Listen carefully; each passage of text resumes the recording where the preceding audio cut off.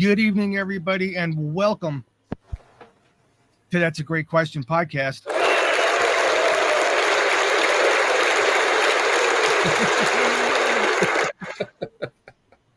It's a crapshoot every week. Every clown show every time. Every time. How are my friends doing tonight? Mr. Warrior, how are you? Doing well. Trying to keep head above water, and projects just keep piling up here. I don't know how it happens, but it just does. That's a good thing, though. Keep you busy. Yeah, it keeps me out of trouble for the most part. Yeah. Mr. Spaz, how are you? Yeah, I just got home like an hour ago, man. I'm like tired. Yeah. I didn't even eat dinner. But oh wow, I'm sorry. Oh, don't start drinking until you eat dinner. Yeah, you can eat dinner if you want now. I mean, I don't mind. Just munch out on screen. I don't care. I think I'll be all right. Okay, I just want to make sure, So tonight we're actually broadcasting on my YouTube, Twix, which is X and Twitter Twix, the D Live and the Foxhole. So I upgraded my StreamYards so I can try and figure out how to simulcast other people's channels, but I couldn't do that with the version I had because I downgraded when I got sick because I was paying all that money for no reason. Right. So I upgraded it. So we're back on the YouTubes. So let me start by saying hello to some people here that I haven't seen in a millennia. Jackie Fox, how you doing? Soylent Green, Mare is over there on YouTube. GTO Mama. What is that? The Old Farm Show? World something or other. Updates and more. Cursed Zero is another one. C, formerly known as E. And Lisa Believe is there. Dr. Vales is there over on the YouTubes. Those are all a bunch of people that haven't made it over to the Pilled yet. And then we got over on Pilled, Nova X. Disco Daphne. Love Disco Daphne. Absolutely great person. Crazy Chuck with the capital K. Warrior in the Garden is here. He's over there. Judy the Lady Pug. Spaz is down there. Jewel, welcome. Who else is here? Band Mom. Yeah, I'll let you guys know how I'm feeling before we get started. Foxy Lady, thank you for the can. Daisy Gurley, welcome. And Judy the Lady Pug with the cookie, thank you so much.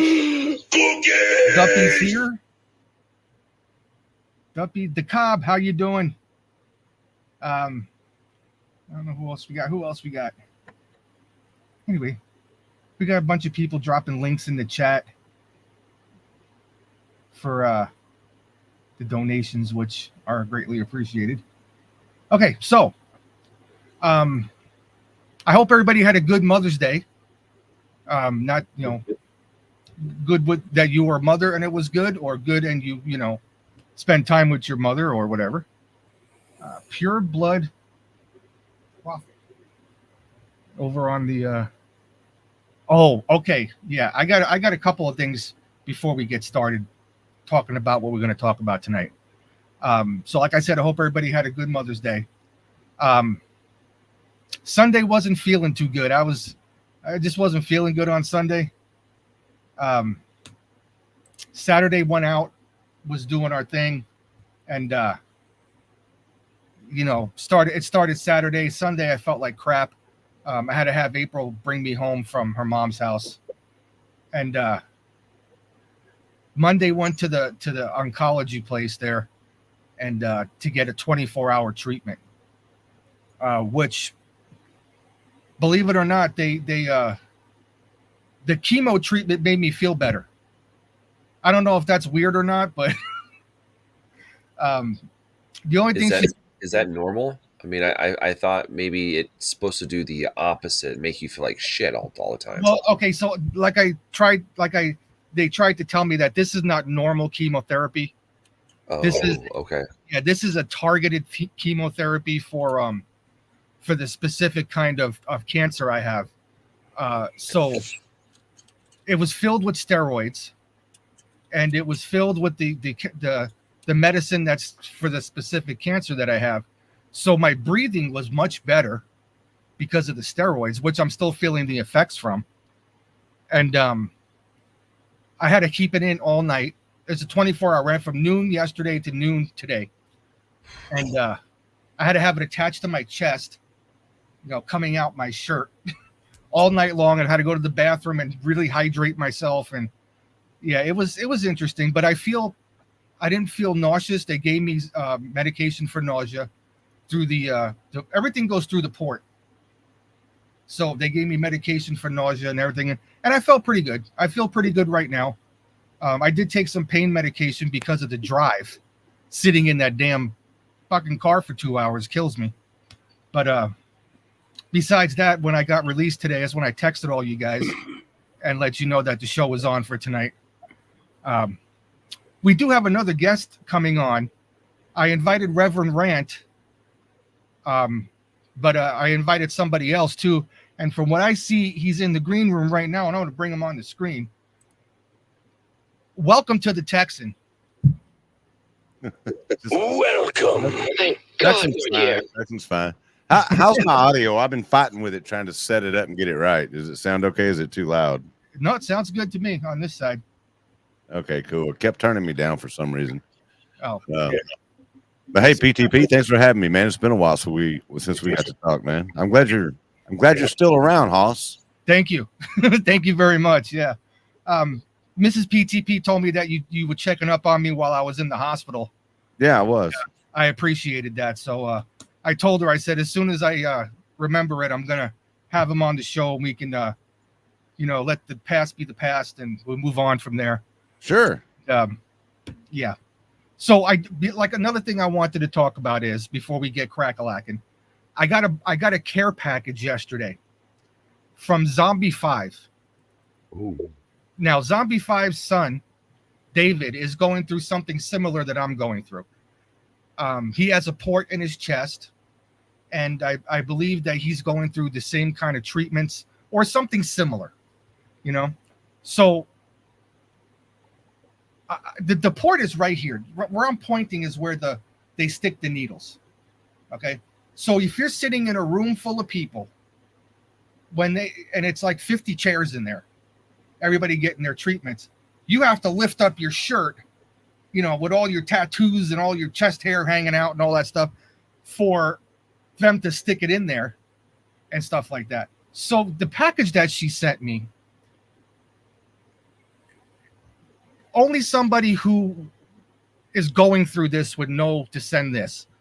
She sent me a pack of V-neck t-shirts that I can just pull it down and they can just stick it through there, which I utilized today. And also she sent me my favorite candy in the whole world, and I didn't tell her what it was. It just happened to be in the box, which were robin's eggs. They're like the Easter robin's eggs. They're like the Whoppers with the candy coating. Oh, those are good. Yeah. Oh my God, I loved them. I don't know how she knew I loved them, but she loved them. Also sent me the whenever you see me sucking on candy, and I may have mentioned this, and I don't know if that's why she threw it in there, but the Werthers. Ooh, yeah. So Werthers, you threw those in there. And something else she threw in between the shirts, which I really can't tell you how much I appreciate that. What's up, Smokey Randy?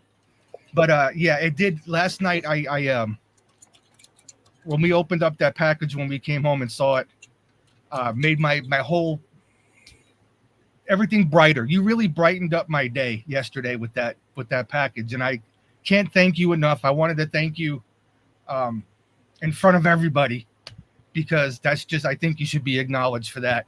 So Zombie 5, I'm going to give you one of these. Thank you so much. Okay. Sir Ubazayan, what's happening over on the YouTubes? All right, enough about me, but I'm doing okay, everybody. So thank you for all your prayers. Keep the prayers coming. They really help. They really help. So anyway, Now, the few days that I was out there, today's Tuesday, so yesterday was when Mr. Mardelardo himself, and I mean, I cannot not talk about this. Mr. Mardelardo himself, Michael Cohen, dipshit extraordinaire, was testifying in court and made a complete and utter moronic fool out of himself.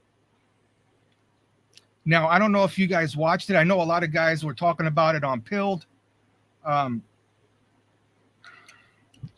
After the Stormy Daniels debacle, why would you think? And we'll go around. I don't even know where the hell the Texan go.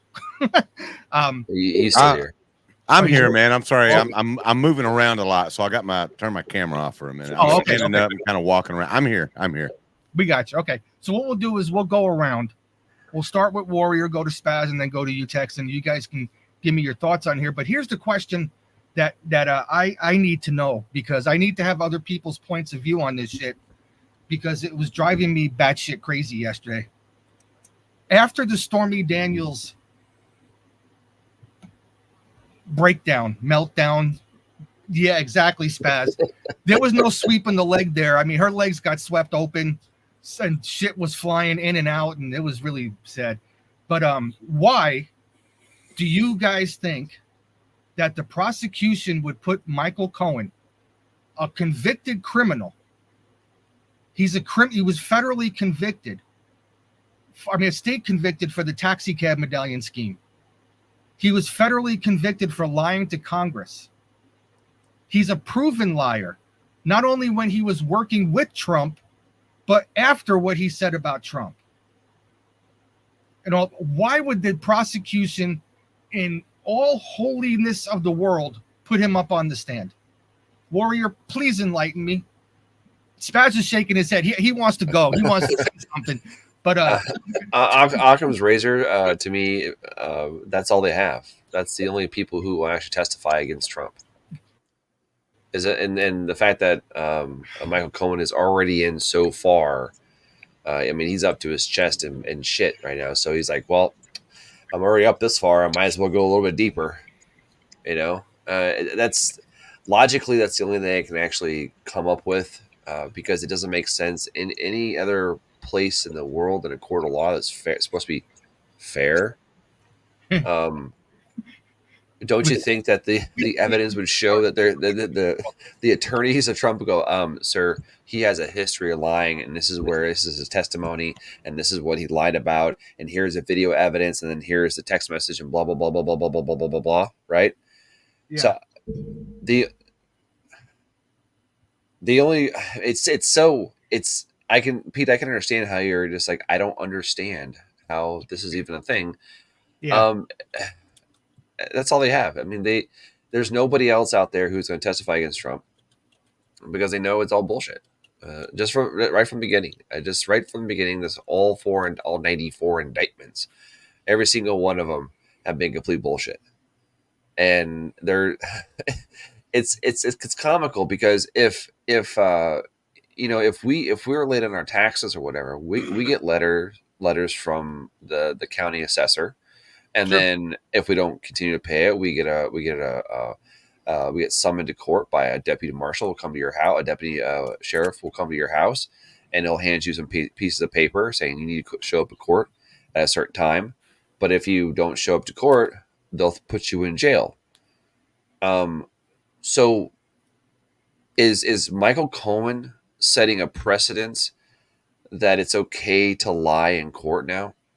That it's okay to be a perpetual liar, and the system is so absolutely corrupt that everything that goes on, they're just solely the ends justifies the means, that they're willing to burn the entire establishment down just to get this man. Seems like it, doesn't it? Well, I mean, what is their end game? They knew they didn't have any information to begin with. They knew their entire case has been weak from start, every single time, every single prosecutor has been riddled in controversy right from the get go. What you're seeing is you're really seeing the dirty of the dirt. You're seeing the true. You're seeing how justice is not blind. Justice is, as it says in I think the movie is called Shooter.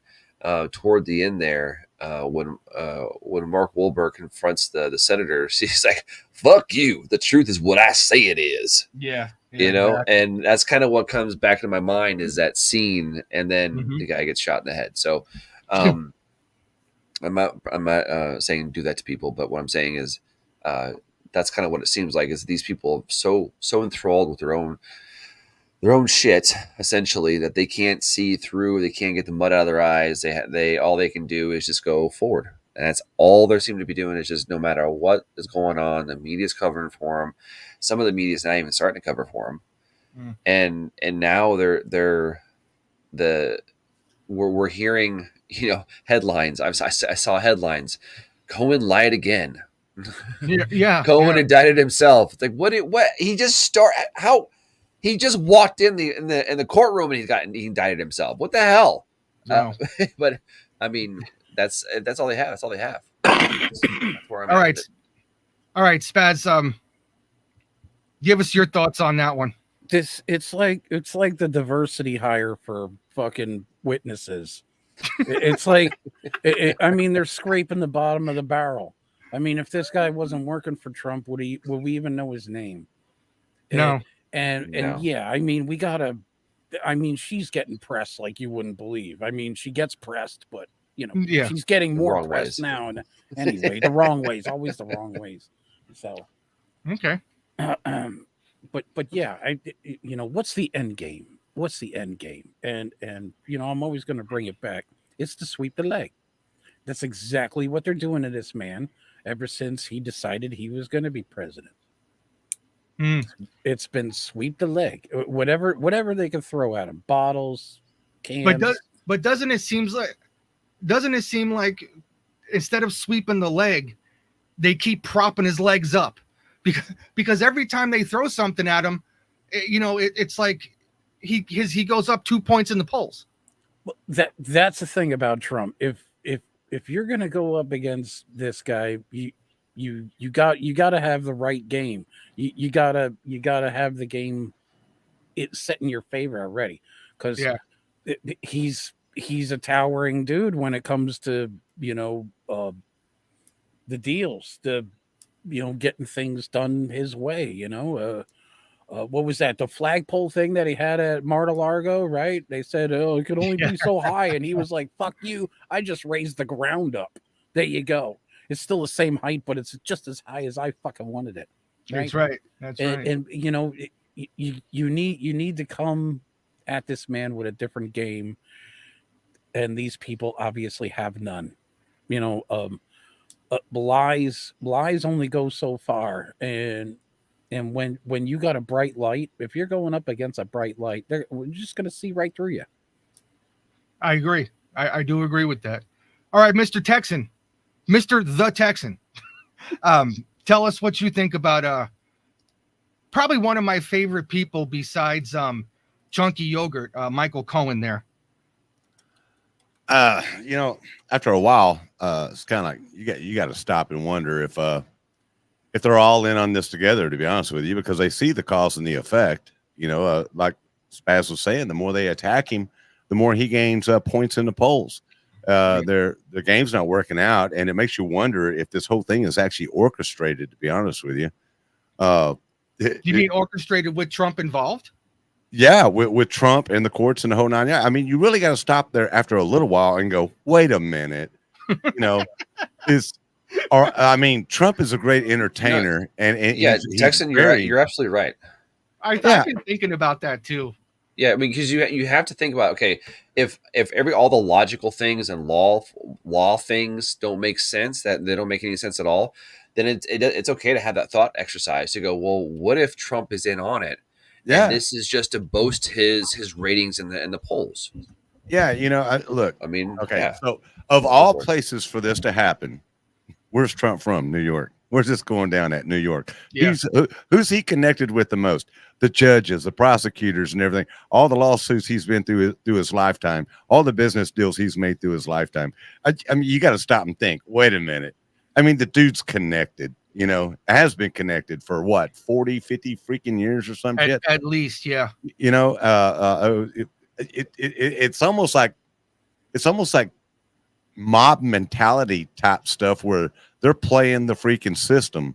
And, to me, that's one aspect of it. Now, if it's not, and this is actually real what we're watching, then I've made a lot of people mad a lot of times by saying off the cuff things like talking about our so-called justice system. I don't call it that. It's a political system is what it is. The DAs are in bed with the judges, they're in, and the sheriffs and all that stuff. They'll make a criminal out of an innocent man when he walks into a courtroom. Okay. A completely innocent man. That's not a justice system. That's a political system. Any courtroom I've ever walked into, and I walked into many, trust me, and where the judge has a 100% conviction ratio, well, you're screwed whether you're innocent or not. That's not a justice system, man. It's so they can get reelected, and the DAs are in on it, and the sheriffs are in on it. And I made a lot of people mad by saying when I say that, and then they go, "Well, Texas and this is America is the greatest system in the world," and I'm like, "Are you serious? The greatest system in the world?" Close. And then they say, "Well, tell me one that's better." I say, "Okay, how about maybe Russia, Argentina?" It's basically the same thing. We're in a third world cycle right now where we have political prisoners from January. Up there in Washington, this is political warfare against a president, an ex-president running for office. It's all crap, man. It's all crap. So either the system is totally screwed and we live in a third world country, or this is actually just theatrics we're watching. One or the other. It couldn't be anything in between. Well, to me, it seems like we're feeling the effect of what happened with the 2020 election. I mean, we are 4 years into this presidential cycle, and there's a lot of people feeling the effect. When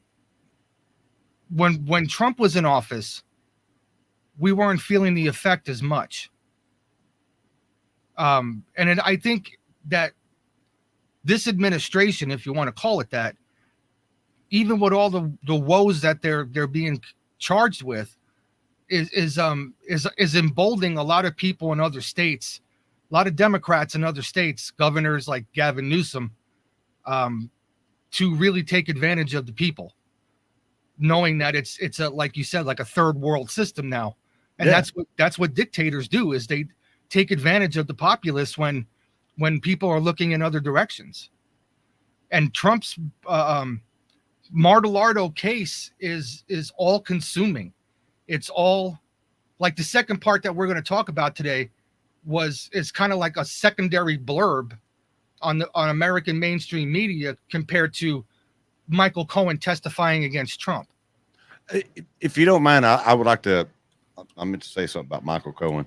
See, Michael Cohen, that was a felony that he committed, right? And he got convicted on it? 2. Yeah. Okay. So ain't nothing worse than a jailhouse rat when they come to you and say, "Hey, we're going to reduce your sentence. We'll reduce your sentence and whatever if you work with us." And even whether he's got anything on him or not, as long as he upholds his bargain, his end of the deal, he's a freaking lawyer. He knows this. To go in there and talk, whether it's true or not, he upheld his end of the bargain. And he gets a reduced sentence. He's not up there for any other reason except for himself. He's not up there for the truth. That's obvious. He's a freaking liar. No, not at all. He's up there for himself, man. They've early released him because of the COVID, supposedly. But I think that it was very spot on to say that he's only up there to, once Trump is gone, Michael Cohen is a shit stain on the undershoe of history. Nobody's going to remember Michael Cohen. He's never going to be able to find a job anywhere because, like you said, number one, he's a rat. Mm-hmm. He records conversations and then plays them back to break attorney-client privilege. which was established in court. You can't do that. It's not only morally wrong, it's legally wrong. And like I said before I took the few days off, I hope that Trump sues him for that. Because it's not, there was no evidence of a crime being committed. And he recorded his client and then gave it to a prosecutor. And PTP, you make a good point there, because different states have different laws about wiretapping laws. See, in the state of Texas, I can sit there and, even if it's a phone conversation or a personal conversation, and record people as long as I'm in on the conversation. I don't have to say a word, but single party consent. Yeah, say I got a recorder in my pocket and we're all three talking, or four of us are talking, and but I'm not saying a word. I can legally record you. Yes. In other states, that's totally illegal. I don't know the laws in New York, but he recorded a conversation where he did not know he was being recorded. So, I mean, in Texas that flies, but up there, I don't know. In New York, you can do that. Okay, well, you can absolutely do that, but that's not the issue. The issue is when the conversation was being recorded, it was a attorney, a legally retained attorney, talking to his client about an LLC and a bank account that needed to be created in order to fund this LLC, and that's attorney-client privilege, which is something that can't be recorded, or can be recorded but can't be played for the general public or used in a prosecution of the client. That's right. That's clearly legally against the law. But like you said, if you can record our conversation, Hey, but that what you're saying falls under the pretense of just like I'm in jail. I've talked to a lawyer on the phone, and the jail is recording the phone call. Okay, the lawyer says, "Don't talk. We're going to meet." He comes down to the jail. There's an area where lawyers and defendants meet. They cannot record anything. The county, the city, the authorities cannot record that conversation in that room, because that's that's client. What you just said, attorney-client privilege. That exactly, and which is what that falls under. Exactly what you're saying. I agree with you, man. Absolutely. And this NDA thing is just screwed up. I have a problem with you guys keep saying they can't. Oh, they can. They can because do they can and they will. And what we mean, Spats, is legally. Yes, there are laws on the books that say you can't do that legally. But you know as well as I do that they can do whatever the F they want to do. Yeah, I hear what you're saying. 2 decades into, we got all these laws, but are they being enforced, or which ones are being enforced? And it's a fucking circus. I agree. They're just juggling all this. How do we make sense of any of it? It's just that we don't, and that's why one of my questions was, or one of the question is, why would? And I think that Warrior and the Texan, they extrapolated their answers a little bit more. You came straight to the point, right? But why would you put? All it is to sweep the leg. I agree with that, because there is no substantive evidence that Michael Cohen has given, even when he's on his TikTok live streams or he's doing all of his other bullshit. Nothing that he's given is any evidence that a crime was committed. He was the one who went to jail for campaign finance violations, not Trump. He's the one who lied about it, not Trump. Stormy Daniels put it in a letter, and she also said it on the Jimmy Fallon show in 2018 that she had sexual relations or never had sexual relations with Donald Trump.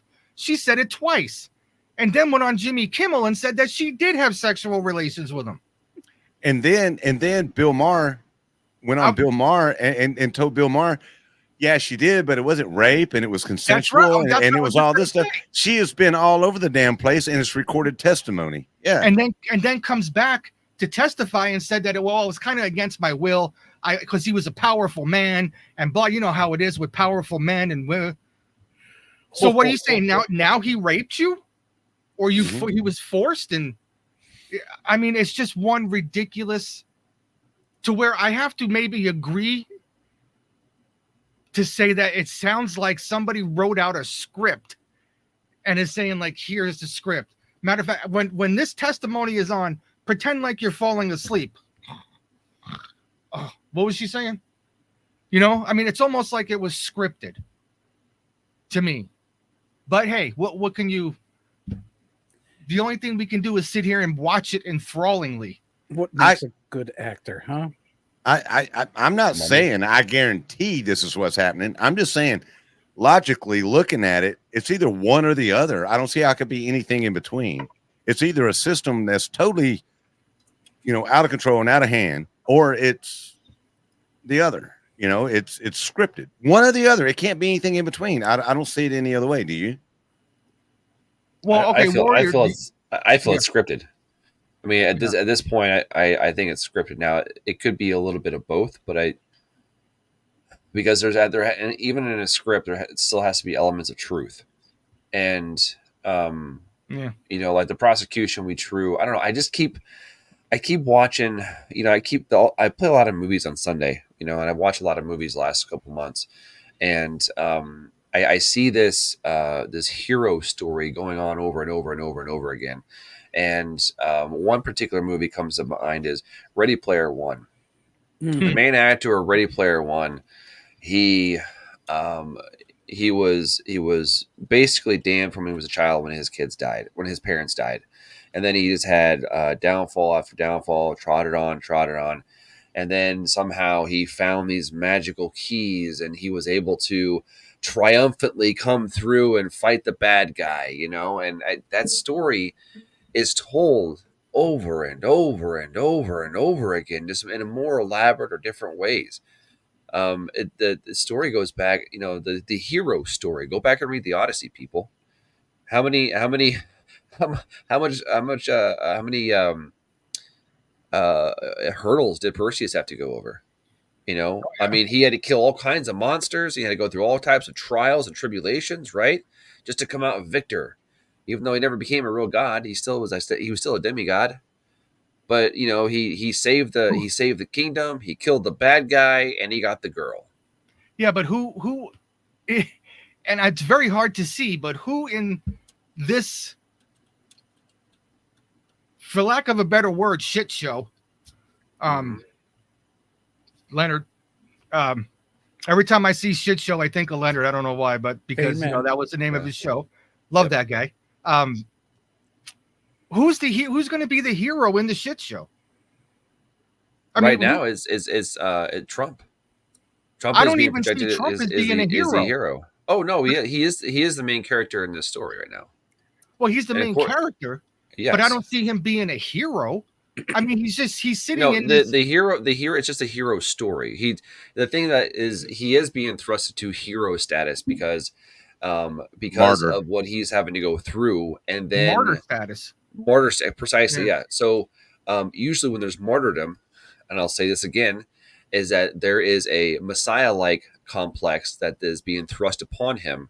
And so when it comes to this story coming around, I do believe that Trump is the main character in it, and everything is to usher us to follow behind the Zionist. Okay. That's where I'm coming from here. I honestly, I don't see any other way because I've been on both sides of the story now, and I put my mind on the opposite side of the story to see if he's a bad guy, and I logically look through it, and to me, there is very compelling evidence that there is. But anyways, people are probably going to piss off and leave anyways. No, nobody's going to piss off and leave. It's true that they will. This show is not an echo chamber for Trump. As much as everybody wants to make it, it's just not. I like Trump. I'm going to vote for Trump. Huh? I got some major issues with Trump. And I can lay them out for you right now. Yeah. Right. Yeah. You have no problem voicing them because this is not pilled is one thing. It's not an echo chamber. So we're not going to say, well, if you That's don't supposed to like be. Trump, then you can leave.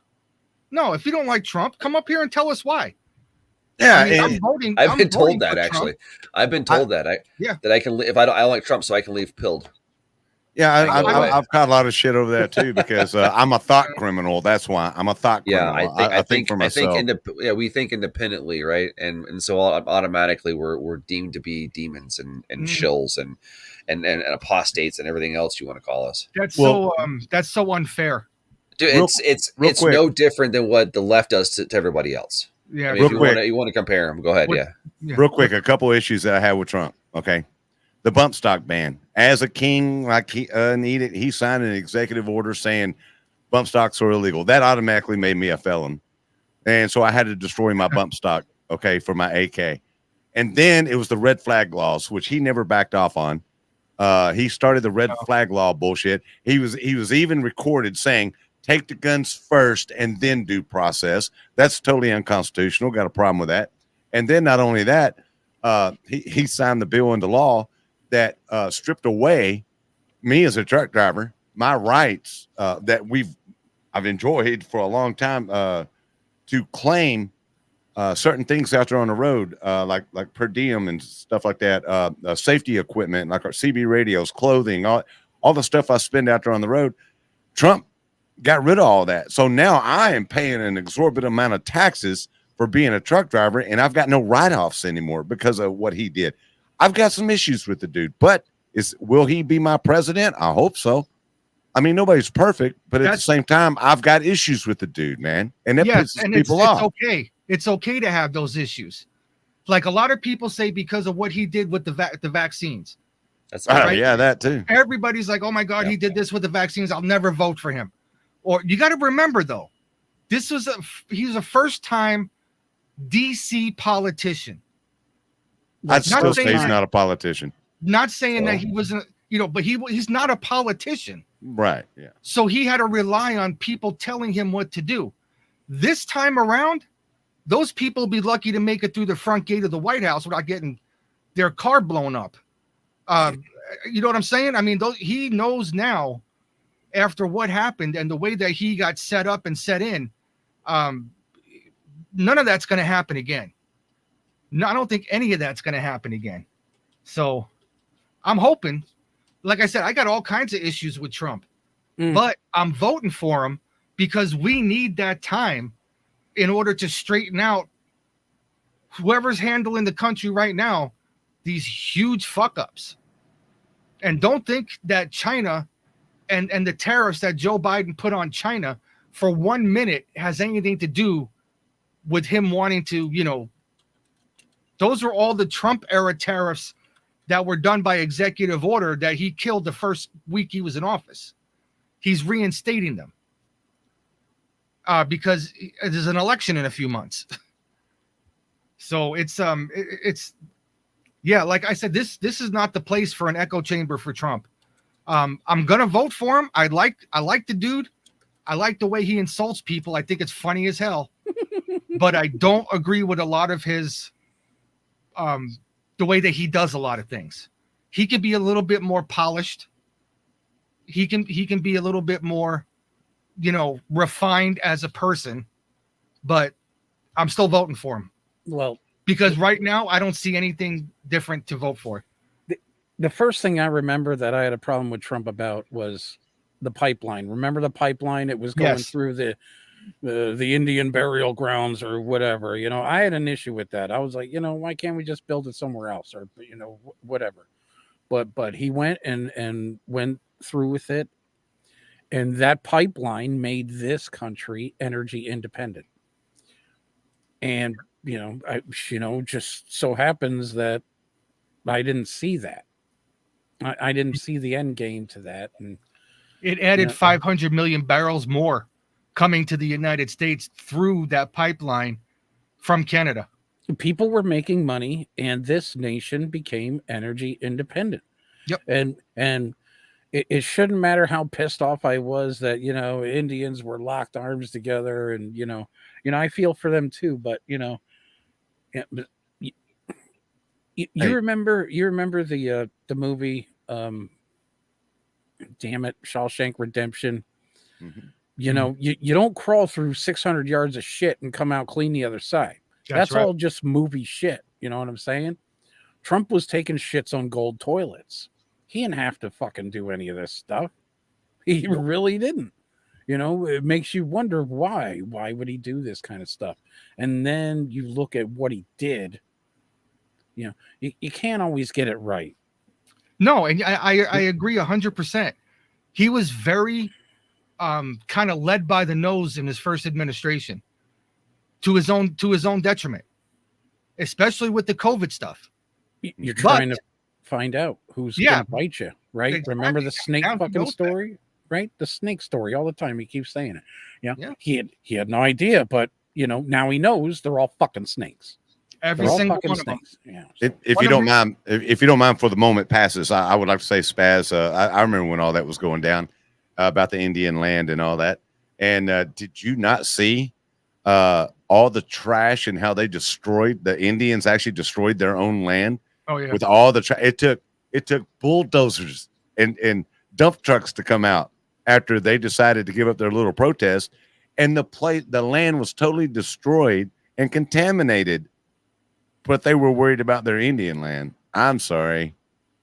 Yeah, It's no, kind of that a was a little bit of that was a big hypocrisy there. Yeah. It is. And you got to notice it. You got to notice it. Like they said, you know, the Trump rally in Jersey, Wildwood, New Jersey, this last weekend, that they trashed the place. People were talking that they trashed the place, but I saw videos that there was no trash at all. Mm-mm. Everybody cleaned up after themselves because, you know, you know, these people, we're fighting for our culture. We're fighting for our morality. You know, we're fighting for, honestly, what's right. And that is culture and morality. Well, You know? I can say that the cleanest political rally that there is today is a Biden rally, because ain't nobody motherfucking there to Yeah, drop nobody's there anything. to throw trash. Nobody's there to drop nothing. Yeah. Did you see That's the true. video? Did you see the video of Harry Sisson? Remember we were talking about that kid? Oh God. I Harry gotta- Sisson, he met Joe Biden. Have you seen that cringe video? I mean, they were like holding hands a little too long, and then they, you know, embraced, and then I'm like, oh, the camera cuts off just before he drops to his knees, right? Yeah. And I'm like, man. See, the Reverend Rant, actually Reverend Rant is simulcasting a show right now with from the remember those same guys from a couple of weeks ago. He does. So yeah, he'll get on here 20 minutes before we shut off. That's okay though. But I'll tell the story. I was hoping he would come on here because you know, I watch a lot of TikTok, and I saw that Harry Sisson guy talking about why we should vote for Joe Biden. He goes, even if you don't like his policies, you think he lied to you or whatever you did, he goes, look at this. And he had two pictures of Clarence Thomas and Justice Roberts. He goes, this guy's 77, this guy's 78 years old. He goes, if Trump wins and these two guys retire during Trump's administration, you're going to have a Supreme Court that's conservative for the next 30 years. She goes, even if you don't like Biden at all, that's why you need to vote for him. And I'm thinking to myself, that's all you can come up with?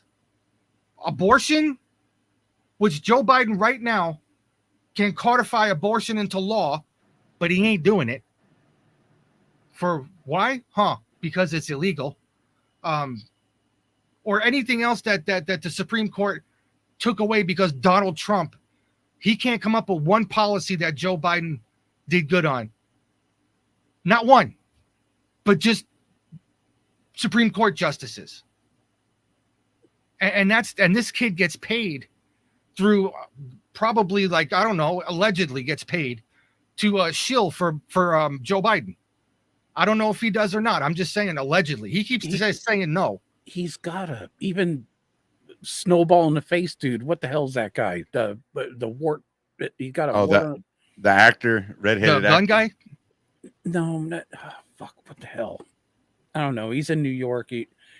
He's like, right now, he's like, voting for Trump is on the table, right? But it wasn't. before. Michael Rappaport. Okay, Rappaport. Yeah, that fucking guy. You ever see the video of him in the hallway on the phone talking about his pricing of if he mentions this without that is this price, and if he mentions that without this, it's this price. Yeah, but if he mentions them I've both seen together, I've seen it's that like a footage, whole but never other saw price. never saw his face. But it sounded just like him. Yeah, it could have been. Oh, you didn't see where he turned around? No, I didn't see that part. I didn't see. I just saw the 10-second version Oh no, I of the video. this I like minutes of it. You could hear him like plain as day, just laying it out, pricing on talking shit. Be right back. People, I don't know how y'all fucking do this, man, but some of these people, they earn money. They earn like thousands of dollars a month posting on Bullshit. fucking bullshit. Just like it blows my mind. Well, but the then propaganda again- machine is big. It's Oh, it's really huge. really big. Yeah, But- it's but- huge. But then again, trying to wrap your mind around, the stock market and how people play that and manipulate that and how it's like tax free and it's just legalized gambling, but on a I'm just a fucking dude trying to be a dude, Yeah. Well, see, that's what they want to change the laws now with the stock market. They want to start charging you for making trades, tax you on that. And then they want to tax you on how much you're holding in stock, even though it's not real money. They want to charge you for that. They're taxing us on ones and zeros now, people. Basically, yeah. I mean, it's Oh my God. absolutely ridiculous. Well, I mean, you did see the head of the economics section for Joe Biden saying, well, the United States could never go bankrupt We'll just print because more we money. could just print our own money and sell T-bonds. And then Yeah, he was like, fine. is that what we do? And he's like asking questions and shit. Like, what? Is that what we do? That's Really? what we do, right? Oh shit, dude! You better get your head and your ass wired together before something happens. One easy money. Yeah, yeah. But I'm not gonna type it to you. Yeah, I saw his monkeypox on his lip. I know he did look like he Yeah. had something going on there. Yeah, he sure did. Yeah. Big old nasty sore. It's entertaining. It's entertaining to watch other people trying to uncomfortably trying to rationalize their fucked up thinking, and it's like it's like, what happened to all the mental hospitals? They're all gone now, Oh yeah, Right. there's no mental hospitals. right? And where did all the Sure. clowns go? They're Oh, all in the well, news. I see them all over the place. They Both didn't sides. they didn't go anywhere. The clowns didn't go anywhere. Yeah, They they just- did. Of course they did. They went into Congress. They just man. Congress, judges, lawyers. Yeah, I was gonna say attorneys. lawyers, judges. You know what? That is funny. We keep wondering and we keep talking about the presidency, and the thing. I mean, I'm just like that old lady in that's right. Mars Attacks when she sees Congress get like lasered by the make, and she's fucking laughing like, "Hey, this melted Congress," and I'm like, "Oh, Thank Oh. God. this is where I rub my nipples," because Congress to me should just be wiped out. Congress should be wiped out. The I think Senate so. should be wiped out. I don't Well, think I they mean, should be we're- wiped out by alien laser Well- guns, but they need to go. I mean, it makes They for a really good movie, do. right? It makes Jewish for a great space movie. raiders. Yeah, that's one of the better movies. We're not even legally we're not even represented properly according to what the Constitution says. Anyways, we should have like 5,000 representatives in Congress right now. If we truly were representative a constitutional republic, that's the way it would be. But we're not. It No, not even slowly close. is turned into an elitism authoritarian state, as well as with the illusion of choice and the illusion of freedom. Yeah, I That's- don't disagree with that, but I want to say I don't think that the Congress or Senate should be wiped out. What I think is that they should there should be a system in place to hold them accountable besides voting them out, because elections are rigged. Obviously, why is Nancy Pelosi still in there? Why is Jerry Nadler still there and all that? Because it's a rigged system. So That I couldn't tell you. that there should be a way, which I don't know. The founding fathers were way smarter than any of us on this panel, but there should be a way to hold them accountable for their actions and their anti-American stance. I would think so. If, But we if haven't gotten to that point yet. nobody's above the law, yeah, unless you're in Congress or Senate. Yeah, well, Well, that's a look what little they just different did story. with the Patriot Act. They voted themselves above the law. Yeah, They can spy on any of us without telling us, but they have to Right. be notified with a warrant. But yeah, heavens forbid if we actually have to want to do a FISA report on them or FOIA report on any of them, and to ask them, or do a forensic audit on their finances. Oh, no way. You No know, way. but at the moment that I get more than $600 a month on a Venmo thing, I'm getting a letter from the IRS saying, "Hey, did you pay taxes on this yet?" Going, mhm. are you out of your fucking mind? That's We have people we have somebody who's in the presidential office right now who literally has pseudonyms for his own name, multiple LLCs. There's a whole. Remember when all that was hitting the fan when Mhm. Israel started coming around? What happened to all those hearings? What Well, happened don't to worry all about that it, 'cause, news? Jim Jordan is going to pen an angrily worded letter and send it to somebody. Oh, what a fucking pussy! I'm just Seriously, saying. I mean, if you had if any of these people actually had any balls, they have the sergeant of arms come and arrest these people right away. I They'd would have the First Marine Corps come in and arrest these people right away. But they're I not would- going to, because we can't do it. We can't have a revolution like this. We have to do it peacefully and by the law. Well, if the other team is not playing by the law, then how we expect to abide by the law? And You just can't. remember, in some countries, they throw their politicians into dumpsters. Well, look at Brazil. Look what happened in Brazil. The guy was clearly voted in by 80% of the people in Brazil, and then the opposition arrested his ass and then deported him. Yeah. And then it made it to where, and then they passed into their law. He can't run for office for 10 years. I mean, are you fucking serious? Was that a dry run to what's going on now? I have to ask these questions. Mhm. That's exactly You what's know? happening right now. Yeah, I agree like I with said, the system is screwed, man. It's either theatrics or it's screwed, one or the other. So And I think it's a little bit of the screw theatrics. Well, a little bit of screwy both, probably. theatrics. Which the theatrics of it all is going to lead us into the next segment. But before we get into the next segment, I have an announcement to make. I asked you guys, because the show on Thursday with the open panel show where we just have people come up, apparently everybody likes that. So I asked the guys in the chat there to give me a name for the show so we can have it as a permanent show on Thursday nights at 6:00. So I looked at a bunch of them. Just Josie sent me a lot of names, but they were all for Friday shows. So she told me just to forget about them. I thought that was pretty funny. So if I ever have a Friday show, I got a whole lot of names for a Friday show. But I went with this guy named Big Rob, who I've never seen in the chat before. He sent me a direct message, and so I decided to use his name and call it the Throwdown Thursday Show. We can come up here and throw down your opinion. We can have a talk about it. All right. Maybe I you like can that. reverse that. Thursday the- Throwdown. Thursday throwdown. Throwdowns. The Hold on, Thursday I made a little- Throwdown show. A little card for it. Hold on one second. I gotta see what I wrote. I seen your cards, Warrior, on Twitter.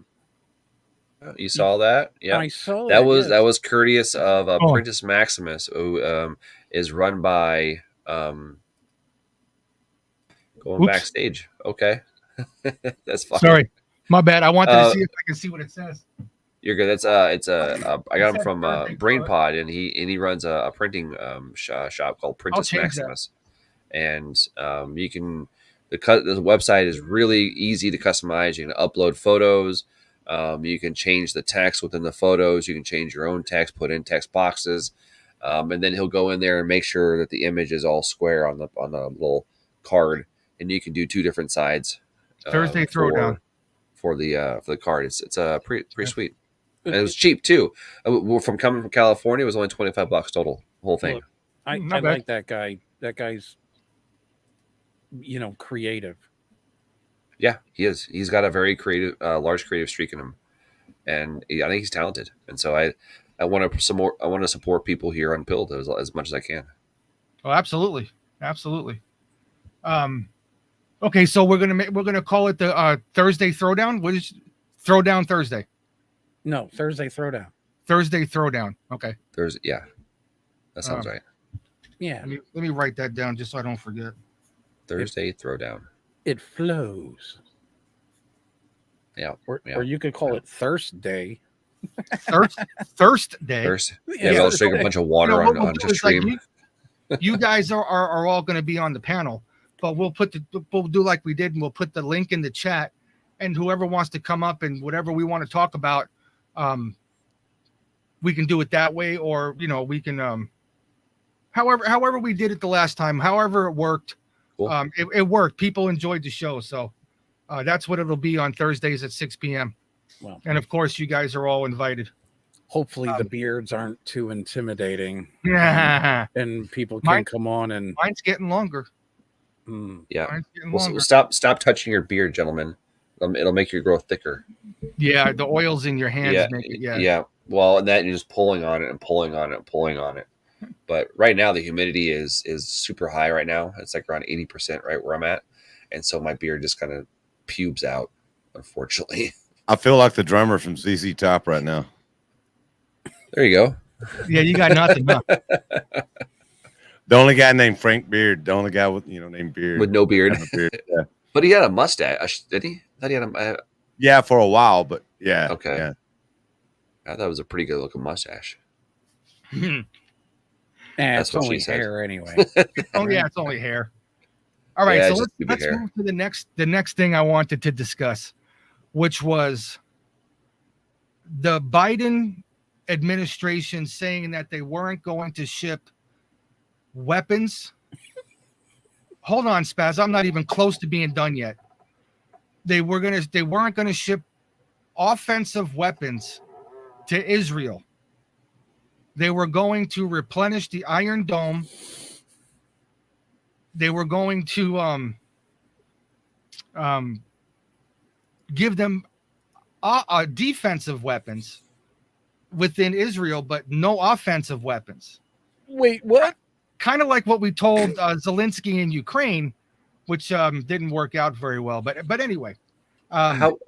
Okay. Is that like Antifa shields or something? Oh yeah, I was Yeah. saying riot shields. Is that what they're gonna send? Like Kevlar, ultimate, like little pistols behind it and little glass. I don't know. Is Why that I'm the- asking the question. Defensive. Well, okay, so I guess in their logic, defensive terms, we're sending them missiles as well, and Yeah. probably I would guess riot foam and probably some pepper balls,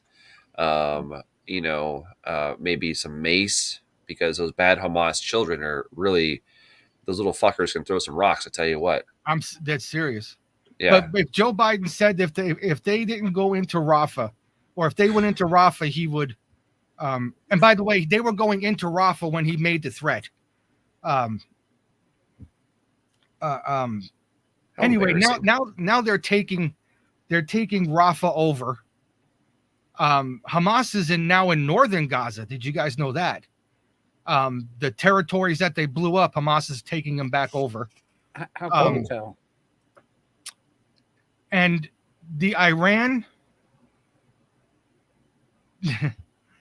is launching attacks on Israel right after Joe Biden said that. And then Iran launching missiles back into Iran, Iraq, and Syria. So now I'll go with what the Texan said about everything kind of being scripted, because the timing didn't jive very well with what he was sending and what he wasn't sending, and why, and so on, this and that. So what do you make of that whole situation? Because it just seems like the United States is a secondary thought to Israel. Oh, it's because all we are is a cash cow to them. Yeah. So we're just keep pumping money, and we'll keep fueling that Iron Dome. I mean, it's gonna. I knew this was going to happen. Joe Biden's a Zionist.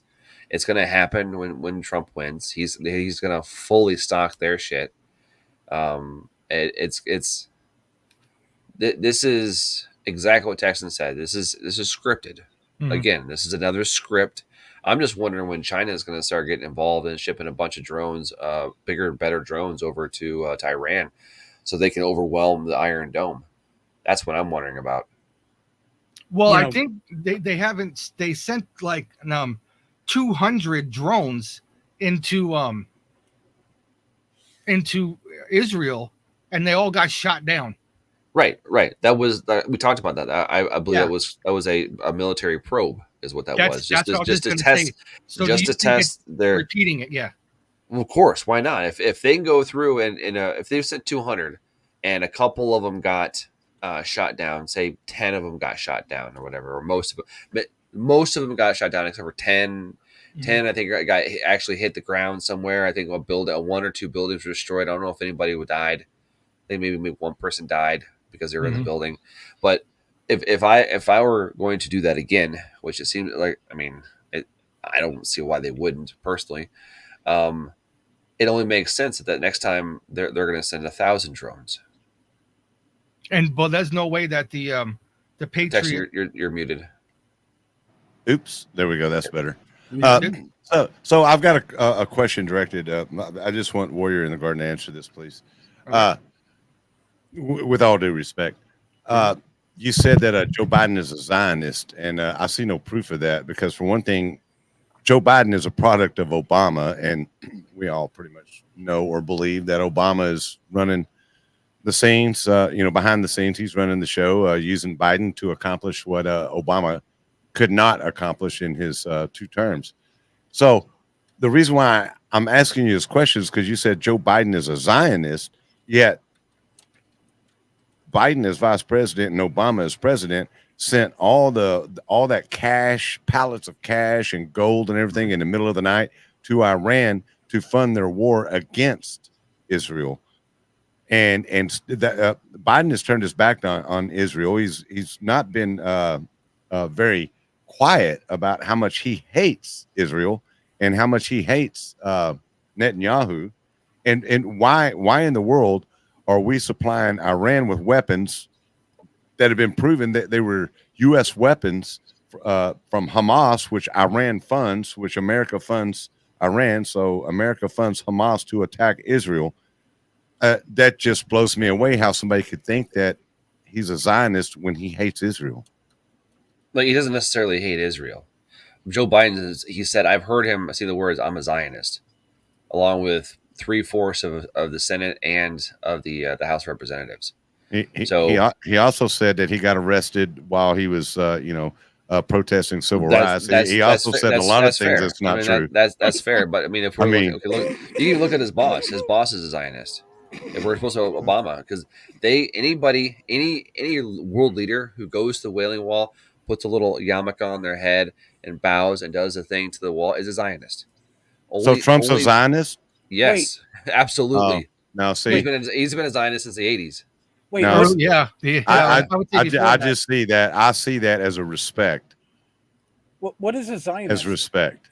No. A Zionist is somebody who wants to raise the third temple.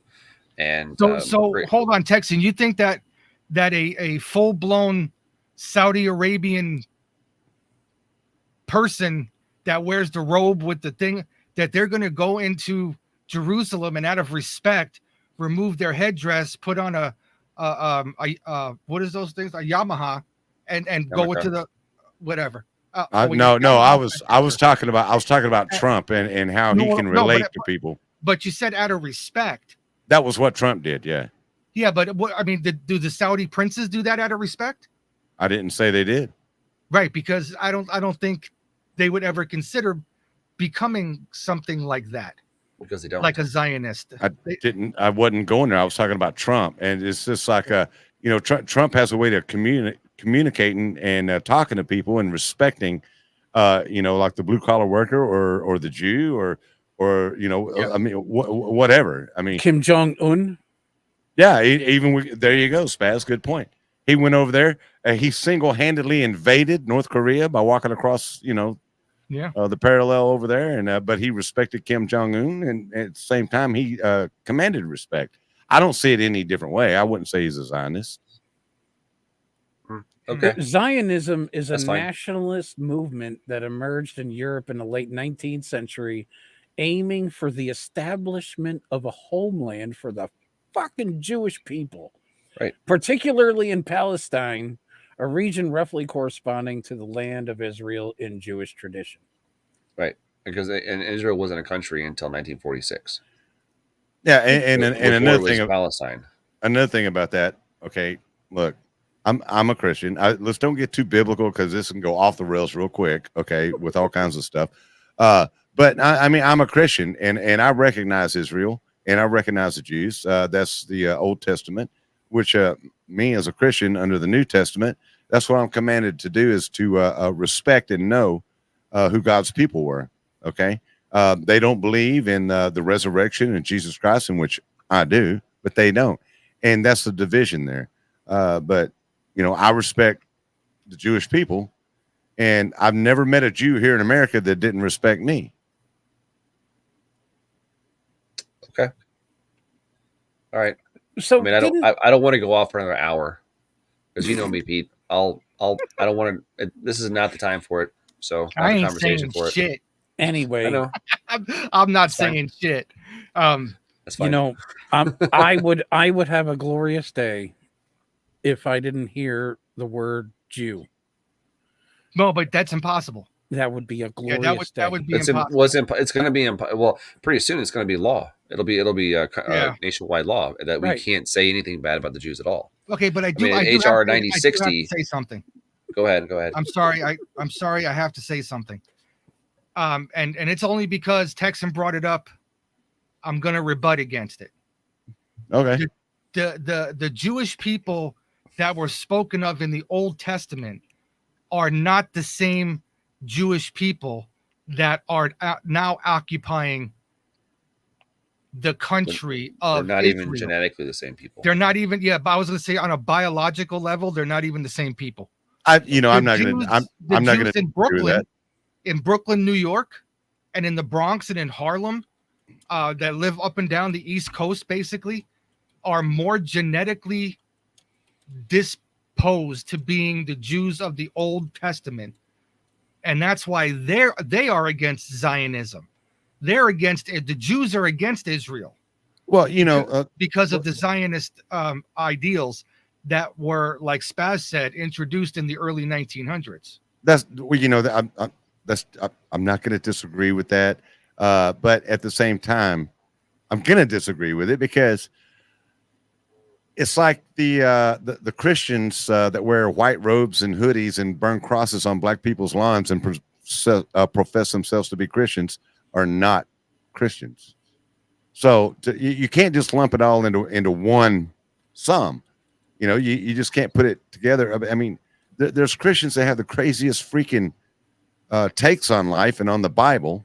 You know, what church is that? I forgot what church is that. They call themselves Christians and they go out and say that you know, they protest whenever our Westboro military men and Baptist women Church. are.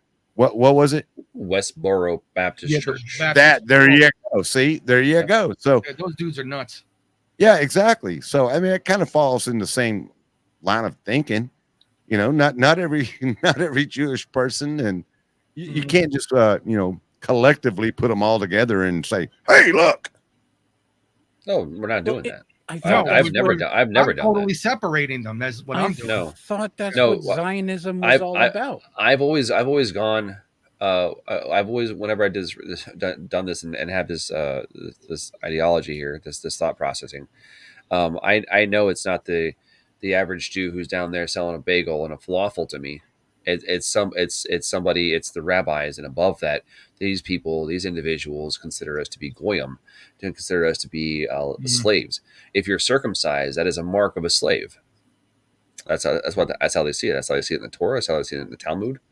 All of a vast majority of the high executives and the stock market, the banking industries, and Hollywood, the music industries, all of them are run by Jews. Every single one of them is run by a Zionist. So it's not it's because they're in a high power's position. No, it's you have to look at their actions. Okay, they look at Weinstein.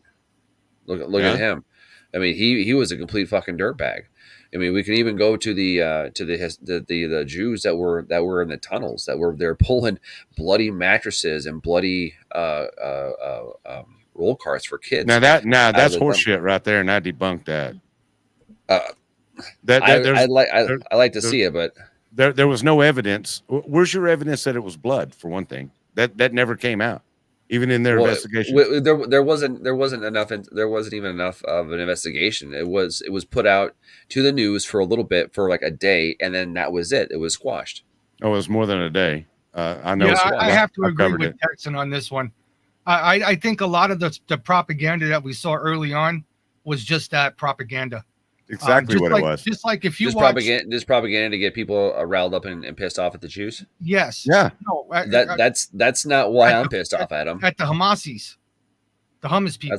That's not why I'm pissed off at them. Well, let me give you a little insight on what was happening there. Now, there was the ones that were doing the tunnel. They were young guys, man. They were okay. And they've been working on that tunnel for a while to overthrow that mosque because they were actually from Jerusalem. Okay, they weren't even American citizens. The ones now talking to Bruce Q. Wayne, Batman, my favorite Jew in the whole wide world, who's been in that mosque and lives in that area. Mosque or synagogue? I'm sorry, synagogue. You're Okay, right. Yeah. I keep calling it a mosque. I'm sorry. But yeah, in that place of worship, he had been there many, many times, and he knows those people, and he understood what was going on, and it was some in-house fighting is what it was. And as a matter of fact, if you want to get down to the nuts and bolts of it, if you're going to drill a tunnel underground and do it quietly, those mattresses were perfect, okay, for dampening the sound. And they found the drilling tools and all that. And everybody makes a big deal about, well, they found baby carriages and stuff. Yeah, that was a section that had been closed off years and years ago. And they left stuff in there. Why were they digging the tunnels? Why were they illegally digging the tunnels? So they can come in late at night, okay? So they can come in late at night and do their type of worship. It was in-house fighting. It was oh God, Bruce said it best. He had all the right words. One faction against another, basically, and they wanted to take control. The younger ones wanted to take control and kick the older guys out, and then that's basically what it was. So they go. So they go. Let me extrapolate this here. So these young Hasidic Jews, they go to the trouble of digging however long of a tunnel just to avoid the sight of another group of people within that are also Jewish. Yeah, they couldn't have it like, okay, you guys, from 10 to noon, you guys group A can go ahead and come in, and then from 2 o'clock to 4 o'clock is when the rest of them can come in. Right. They absolutely refuted them and said no. That seems illogical to dig a tunnel, an illegal tunnel underneath the sidewalks and underneath the buildings of New York City in order just to avoid the sight of another person. It seems a little extreme to me. No, it seems very logical to do so if you're trying to take over that synagogue, which is exactly what they were. But evidently, you've never heard that evidence and that side of the story. No, I didn't. Isn't building a tunnel kind of? I mean, that really bothers me that you're just pushing the fact that there were bloody mattresses found when there's no evidence there was blood on anything. Well, okay, but still, it seems to me that the going to the extreme of trying to build the tunnel, it seems very extreme process, which could have been a easy fix by having a scheduled prayer service or worship service. How do you know? Are you Jewish? Doesn't matter if I'm Jewish or not. Have you been in that synagogue? Put Buddhist. How do you know what their politics are? Is what I'm asking. Dude, you're saying it's an easy fix. No, I'm not saying. What I'm saying is and Jim Bob, I know what you're saying. Okay, the whole notion of it seems ridiculous to build an entire tunnel just to avoid even seeing somebody. That seems it's too sus for me to think that, oh my gosh, well, I guess that's what I would do if I was going to a Baptist church, that I'm going to go ahead and start building a tunnel just because I don't like half the congregation. Yeah, well, but you're talking about okay. Look at it like this. like I said, the younger faction there, and I forgot exactly what they called themselves, but anyway, they wanted to invade and basically overtake the synagogue. And where did they come from? From Israel. What the hell they got all over Israel? Tunnels and shit and all that. They're like Mexicans building freaking Walmarts and shit. They can dig tunnels like nobody's business.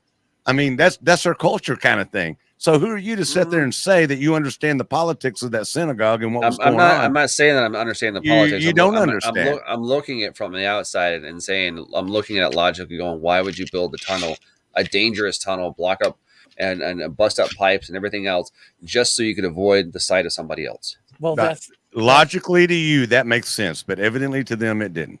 Right. And warrior, you have to think like that. I mean, we don't understand why women smother babies just because they don't shut the fuck up. They don't stop crying.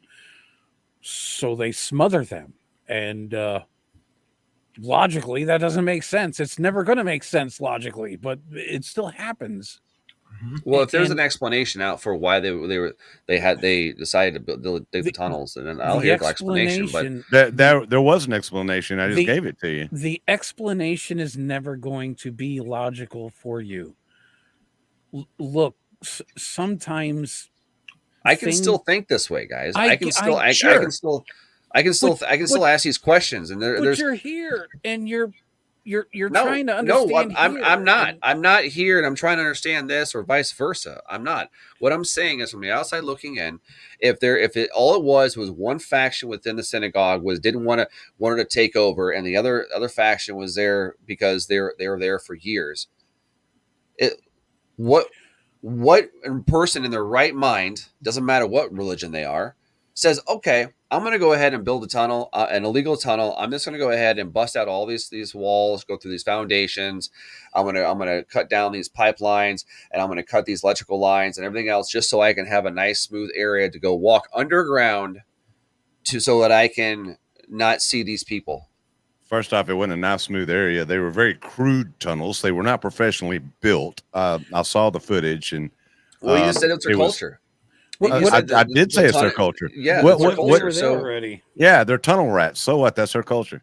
I mean, but I saw the structures. Oh, and by the way, they damaged many structures. By the way, on yes, the way I know they did. They damaged a shit ton of that tells you right there. That tells you right there. It wasn't like El Chapo building custom tunnels. Right. Well, they're obviously not engineers. And they weren't exactly. They weren't even thinking. It was very crude. You're making my point. They just can't. Yes. How am I making your point when I said I totally see that? I totally see that. The whole point is why dig a tunnel? But because the people. Hold on, the people who you're talking about have a complete different sense than we do here in the United States, and that's why it doesn't make sense. And that's why you're not grasping it, is because you have to. I get accused of this all the time. Stop thinking logically. Exactly. Okay, so people do shit for no rhyme or no reason. All right, you know what? Let's just move on. No, but hold on. I'm going to give you a perfect example. And I did not go to my mother's grave on Mother's Day because I didn't want to see my sister. I didn't want to accidentally bump into my sister if she was visiting my mother's grave. I'll drink to that. Because of the animosity that I have for my sister. If I could have dug a fucking tunnel from Whittier Boulevard up until the fucking grave and visited her that way without nobody seeing me, I would have fucking done it. Because up here, that's what made sense to me. And the same thing you're talking about with these people. They'd rather go to an extreme than to associate with somebody. And that's just how you have to look at it. And you stop thinking about it logically. Like I always think about shit logically. And I have people in the chat send me direct messages, especially Jim Bob. He's correcting me constantly. You got to stop thinking like that because these people don't think like that, But I think, especially when I do my news stories, I'm thinking in a whole different scenario than these people. That's Well, just the way that it is. You know, and I want to say, And Warrior said something. Dude, you're absolutely right, man. I mean, you got the right to think that way. You got the right to voice your opinion. I'm not arguing with Yeah, that at all. absolutely. But I've got the right to give a rebuttal to what you're saying, and that's all I was doing. And we can agree to disagree, and that's absolutely fine. But two things I want to make real quick. Jim Bob 71 said, Warrior and Texan, where did these tunnels lead to? They went from basically that younger generation of Jews that came from Jerusalem, weren't even American citizens, from basically their dorm. They went from there to the synagogue is where it went straight through. Okay. And the whole thing that bothered me the most was all these accusations that were unproven, that people were just pushing to make it fantastical sounding. War was coming. Okay. And anybody could see that. And Jewish people were being beaten in the street and all that, and chastised and persecuted. And then you want to throw this in there and say that they were raping children, sacrificing children with no evidence. I got a problem with that, because now you're just throwing fuel on the fire. And look what's happening at the damn colleges and shit. They done found out this is being backed by Soros, funded and all that stuff. That's what I had a problem with. You're saying these things are unfounded. They're not true. And it's just putting more people's lives in danger. Okay. That was the whole real issue I had with it. Okay. That's fair. I mean, that's his opinion. You have your opinion. And like we said, we'll just absolutely accept that for what it is, and we'll just move on. How's that sound? Works for me. Yeah. What about you, Warrior? Absolutely. I got pay. I'll be right back. And Jim Bob, I love you too, brother. You know what? Computers operate off the same language, right? But we're not always running the same operating system. No, we're not always running the same CPU with the same kind of memory with the same GPU. We all computationally compute things in our own special way, and that's important. Yes, absolutely. And because we do that, there's just some things we are not going to be able to compute. And a good computer knows what it can't compute. Okay. And let me tell you what, there's a lot of things I don't want to compute that I do, and I don't fucking want to. And it can give you a headache. Or worse, Or worse, yeah. Yeah. All right, so moving on. Since I talked about the two topics that I wanted to talk about, and even though the last topic kind of went off on a different direction than I planned, but that's okay though, because you guys answered the question above and beyond. That's how we find things out, honestly. Exactly. That's how we find things out. Is there anything that's, you guys have any questions about in the chat that you may want to throw out into us over here? Or do you guys have something that you wanted to talk about or discuss? Doesn't have to be, political or whatever you think. Well, I tried the stock market thing, and I'm still trying to wrap my head around that. And that's that's a thing. But then, I seen this like 10-second clip of a video of a man at a gas station with his pants down, and he had the gas pump in his ass, apparently, or at least that's what it looked like. Okay. Gas. He had a gas pump in his ass, and he was trying to masturbate until he looked over and seen, somebody was obviously filming, because, nobody would believe me unless I got my phone and I'm filming it. And then the video abruptly ended, and it's been going around Twitter for the last like I think 3 days now. And I'm like, I'm trying to wrap my head around it, or my ass, or whatever. I don't Was know he what trying to I'm- buy? Was he trying to buy stocks on I like don't- a phone app while he I was don't shoving that he- thing up his ass he and didn't masturbating? Or- didn't appear to have his phone in his hand. What he Okay. did appear to have in his hand is a gas pump in his penis. Okay. Because Is I what mean, you he's- started out the conversation like, I Right. started to look at the stock market and then somehow wound up with a gas pump up somebody's ass. Well, look, people make a lot of money. I'm sorry. People- It's not like we're getting fucked enough at the pump. You really gotta let Joe Biden fuck you at the Biden. I'm just That's busting literally my ass. fucking the gas we prices can't up. Yeah. we can't make this shit up. What is really going on? I mean, are we peaking at the degradation of our society? I mean, what look, you ever see that new movie The Day the Earth Stood Still? It's like an old movie, black and white, but Oh yeah. then they had a new one with Keanu Reeves, and then Keanu Reeves was at this like smart dude's house, and he was like Mhm.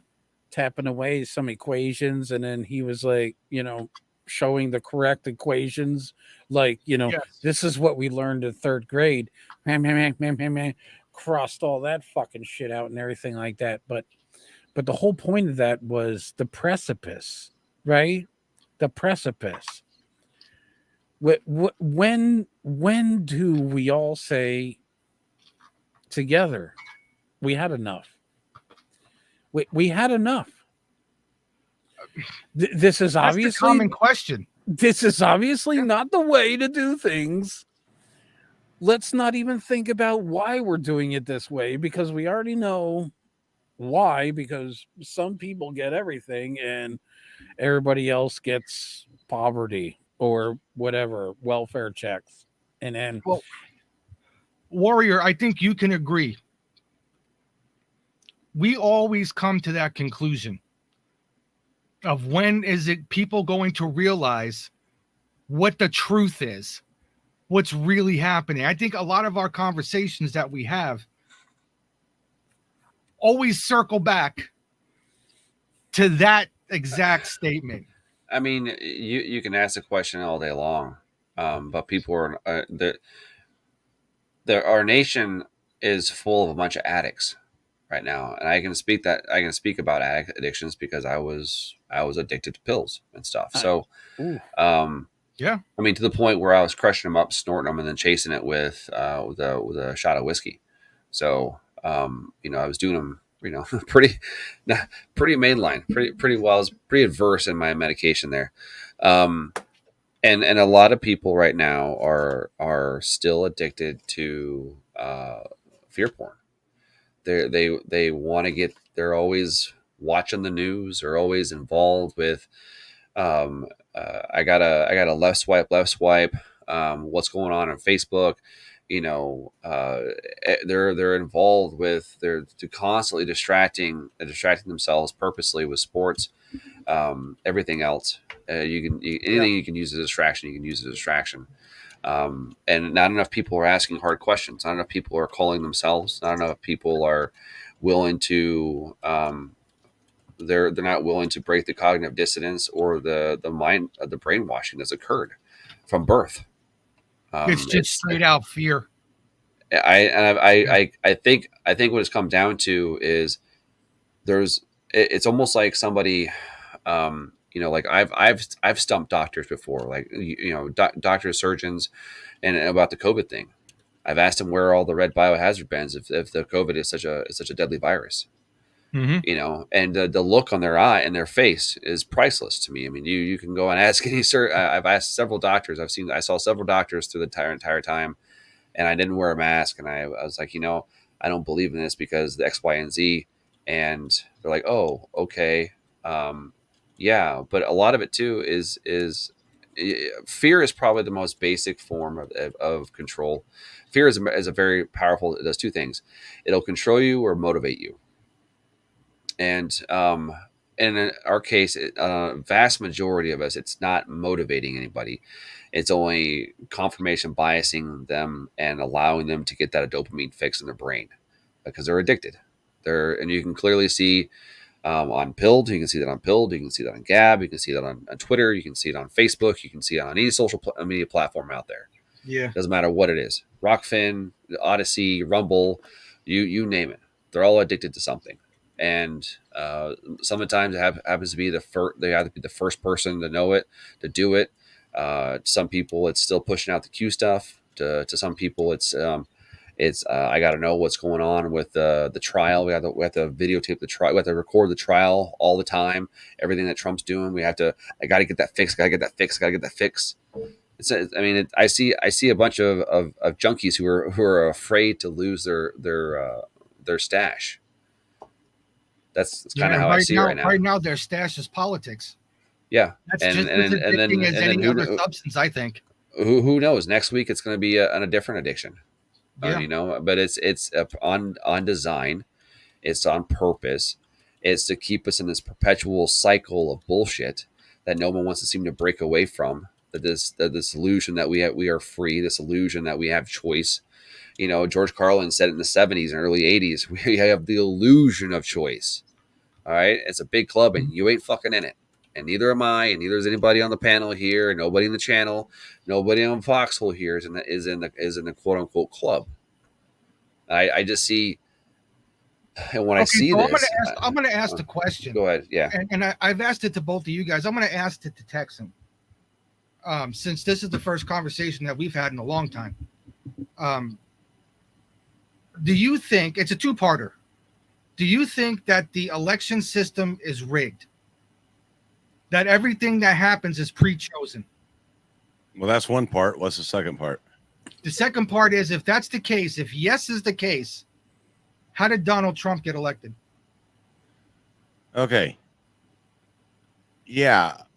You can go back to the days of LBJ right down here in Texas when they started rigging elections effectively, and that's when it started, and that's who it started with right here in Texas, when they would close the polls and then start finding the votes that they needed. Don't believe me? Research it. You'll find it. LBJ started that shit. And yeah, they are rigged. And what was the second part? Sorry. If the elections are rigged, how did Trump get elected? Because the deep state did not expect the overwhelming support of Donald J. Trump. They thought they destroyed him. Okay. They got comfortable that time instead of us being comfortable, and just accepting results and stuff. And he happened to be able to muster up so much support that it just blew their system out. That's why they had to rig the next one. We're talking about voting machines. What's the name of the voting machines? Dominion. And their logo is actually changing the way you vote. From blue to red or red to blue. Yeah. And what about what happened in Nashville, Tennessee? Don't forget about that. Where there was some type of a weird shit that went on where there was a strike against the AT&T building. An explosion of some sort. To knock out the voting machines and the internet there, but yet they linked up some satellites. Then that's when it all started coming out. Our votes were being counted in Italy and in other countries and all that through the internet. And it's rigged. How did Trump win the first time? They didn't see it coming. They did not see that coming, and we're not prepared for it. This is what I'm saying. Is that if Trump got elected against the betterment of the deep state, that means that the voting is not rigged until they decide to rig it. No, it was. The Dominion voting machines weren't rigged. I see what you're saying. Thank you. No, I see what you're saying, but they play the percentages. They did not realize how powerful Trump was and how much support that he had. They couldn't overcome the percentages the first time. They got blindsided. Right now, the second time they were ready for it. Mm-hmm. You think this man Joe Biden got 83 million fucking votes? I mean, come on. No. He got more votes in counties than there were fucking people. No. So they had to amp up their game, and that's what they did. They didn't see it coming, brother. That's all, what I'm saying. Now they saw it the second time, and now they're looking at the third time and look at what they're doing to him right now. The steal was subtle at first. Yeah, because America was asleep. You remember Bush and Gore? Yeah. And how they had that recount in Florida? Hanging chads. I remember seeing a documentary from some old grandma that lived in Florida during that time. And she sought out what the fuck happened. Why did they need a recount? And she found out then. Bush versus Gore. She found out then that the machines were set up to be rigged.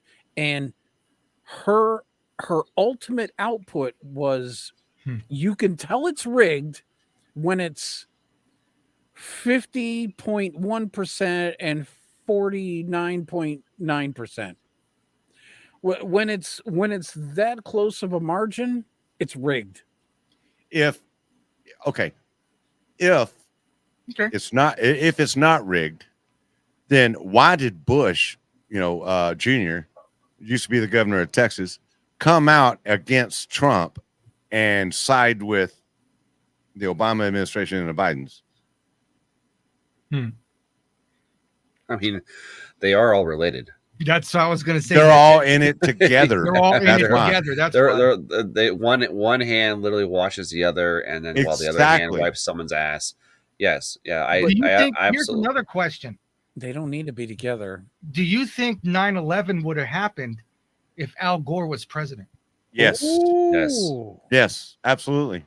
Doesn't matter who's president to them. So there's people who are making these plans and setting up this kind of shit for like 20, 30, 50-year plans. Whoever is in office doesn't matter to them. It's whoever is going to play ball with them is what matters. They don't. And let me put a different perspective on that. Mm-hmm. They needed a Republican president in there for that to happen, to be honest with you. They've been deciding, like I said, since LBJ, who the president's going to be. Okay. They needed a Republican president from Texas, of all things, to be in there. Why? Because when America goes to war, it's the men from the South that goes to war and wins wars. Now, they're not in it to win wars anymore. It's all financial and bullshit. It's all for, war for profit. But it's even your Midwestern folks, who are conservative and Republican and down in the South and everything. They're the ones that are the first ones to stand up, pick up arms, join the military, and go fight.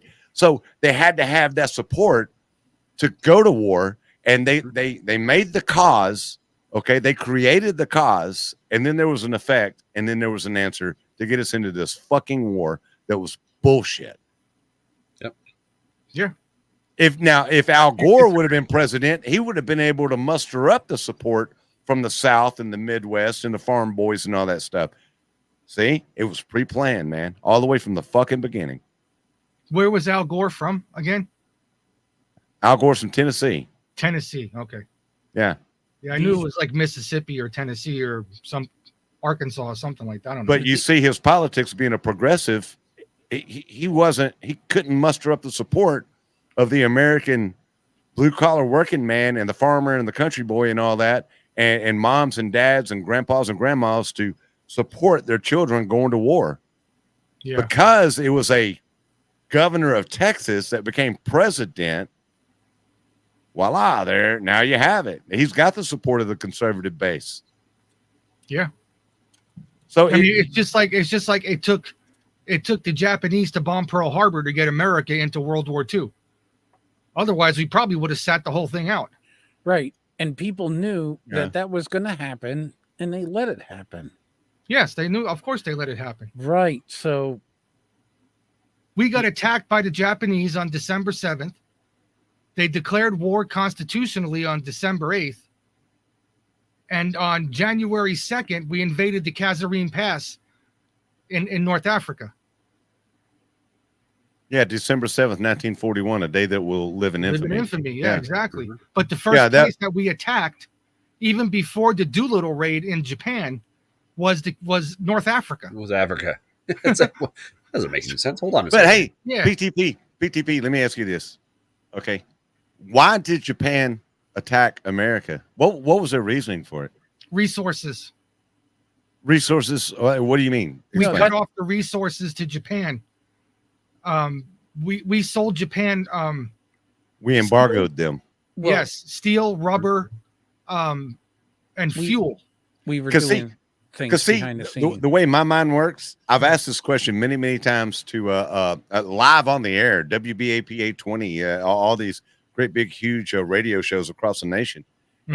And nobody could ever answer it. And I had to look into it myself. And I'm like, okay, so we were actually embargoing Japan, and they had no food, they had no gas, they had no energy. No. We were basically starving. No, that's true.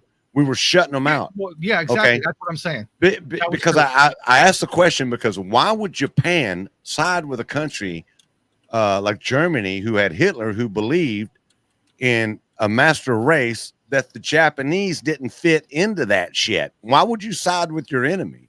It's because they were selling synthetic oil. That's exactly what I was going to say. They- Japan bought synthetic oil.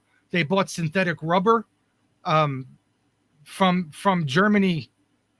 Wait a in minute, massive quantities. Maybe you missed my point. Is why would the Emperor of Japan side with Hitler, who despised them and wanted to kill them anyway? So let's say America lost that war and it went to the evil side. Japan was next on the list. He's got a point. Well, no, actually, no. He Because wouldn't have, no, he would have totally destroyed Japan. Japan was a purist country. There were Japanese in Japan. Yeah, and Hitler hated them because they weren't white. There wasn't no other races outside of the Japanese in Japan. Right? You see, once you understand that Hitler did not decide that the Germans were going to be the purest race. Yeah, is he because did. They could. Well, no, he didn't. The master race is what Hitler was about, and the master race was the Aryan race, and the Japanese culture did not fit into his plans. So to speak. So you have to ask that question, and then to understand exactly what went down. Mm. Yeah. There's no evidence that Hitler would have attacked Japan. Right, it's all Would've- theoretical at this point Right, because it's He the would way have history turned out. had to get through all the way through Russia Right. and then And he China. failed. He But failed. Russia at first was fighting on Hitler's side, and then flipped and fought on our side. Well, no, they signed a non-aggression pact Mm. between Hitler and Stalin that Hitler did not uphold. And he invaded Poland. No, well, of course, yeah, he invaded Poland, but he didn't invade Russia. It's history. It shouldn't be that hard. He did. He did invade Russia, and yes, he did. He Yeah, was and that's when they flipped sides. But not to start the war. Yeah, but He I- invaded Russia. Operation Barbarossa came after the invasion of Poland. I think the Texans' whole convex is, why does Japan send all these planes over to America in Hawaii and bomb Pearl Harbor? Oh, go ahead, Spaz. I'm sorry, but I got something to add to that. Well, no, that I'm trying to focus on your point. The whole Yeah, I point- know. Okay, have ahead. you ever heard of the Lend-Lease Act? Oh yeah. Well, wait a minute. What Spaz just said, Okay. brought up something to me. Like we all agree, this is pretty much bullshit, and it was a planned event. Because if it was not, why did America have 3/4 of its navy in one harbor, as close as it could get to fucking Japan, to be bombed and taken Lined out? up. All the ships are perfectly lined up for bombing. Except for the Bombing aircraft carriers. Well, of course, they had to be in deeper harbor. Yeah. in the most shallow harbor But that the America Lend-Lease had. Act- America Lend-Lease had. Act- I mean, yeah, we agree with that. But like I said, I've asked that question to get a broader understanding why Japan attacked America, because you don't learn that in school. Well, No. America Hey. was putting embargoes on Japan and starving them out. And I think that's where we're hitting home, Texan. Were you homeschooled? no, Pete, were you homeschooled? No. Warrior, were you homeschooled? Not even close.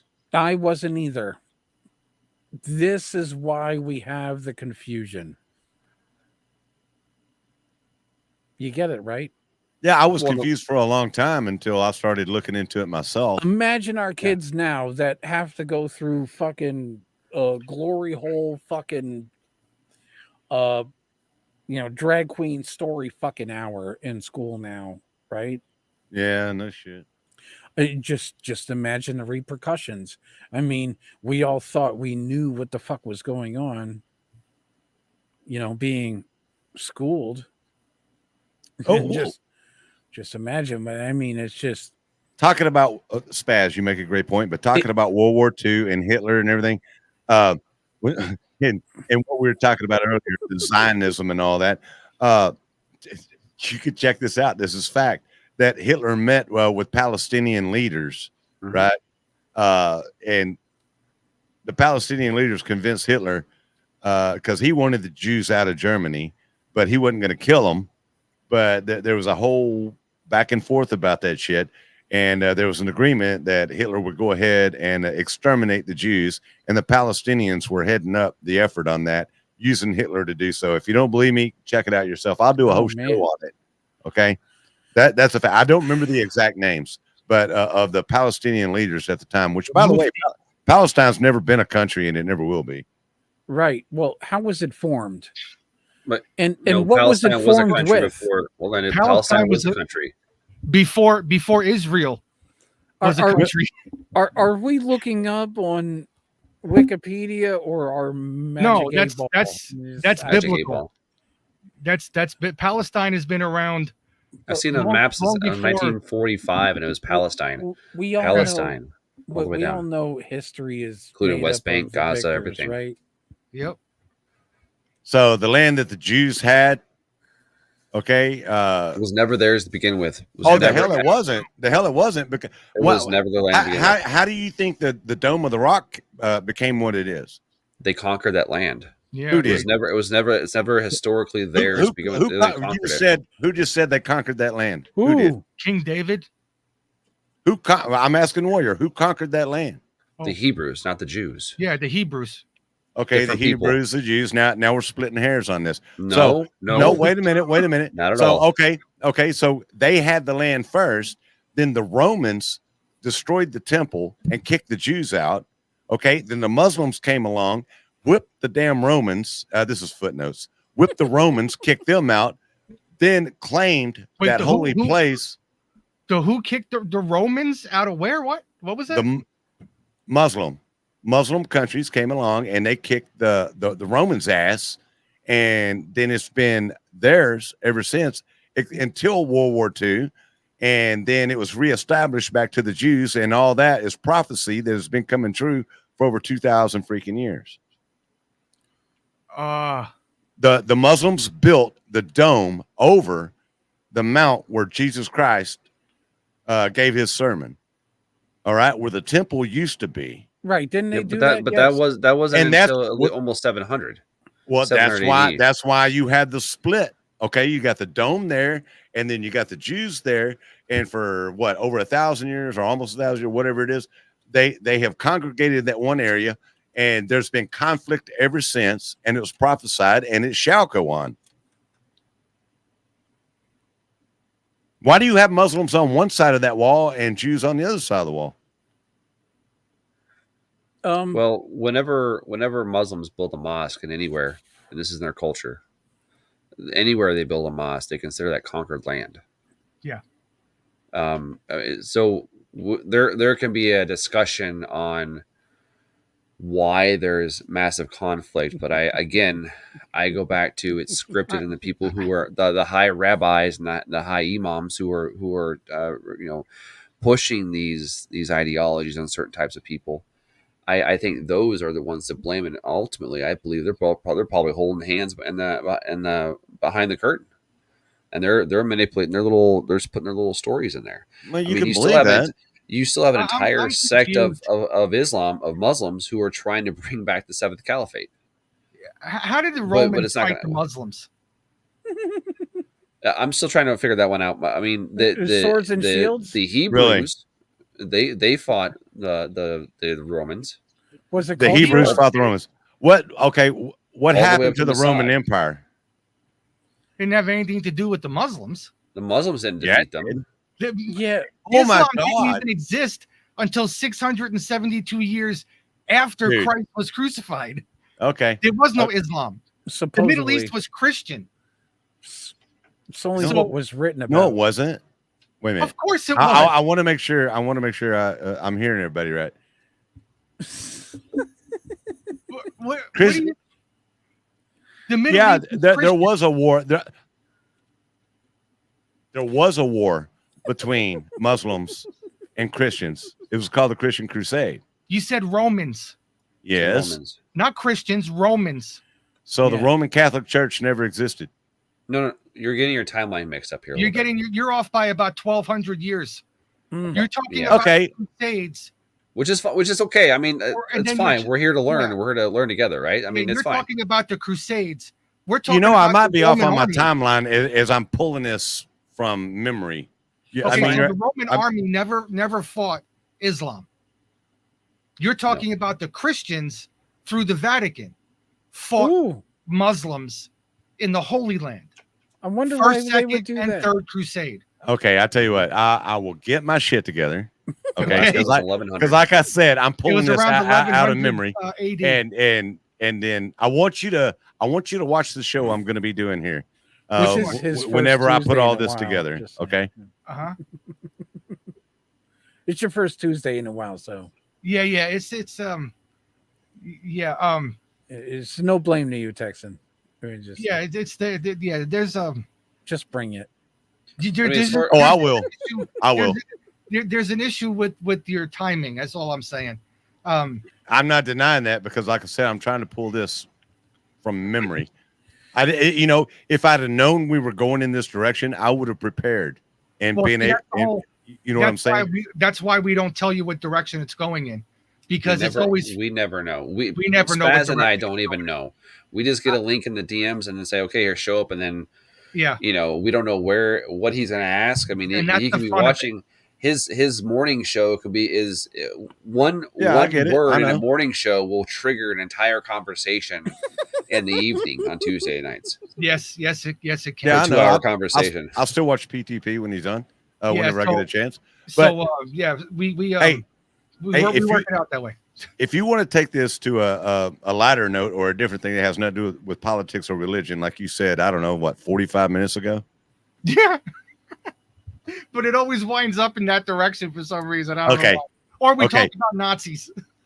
Okay. Fucking Nazis hey, or PTP. Egyptians or PTP, I've got something to say about this big time. And it's happening, next month? No, June.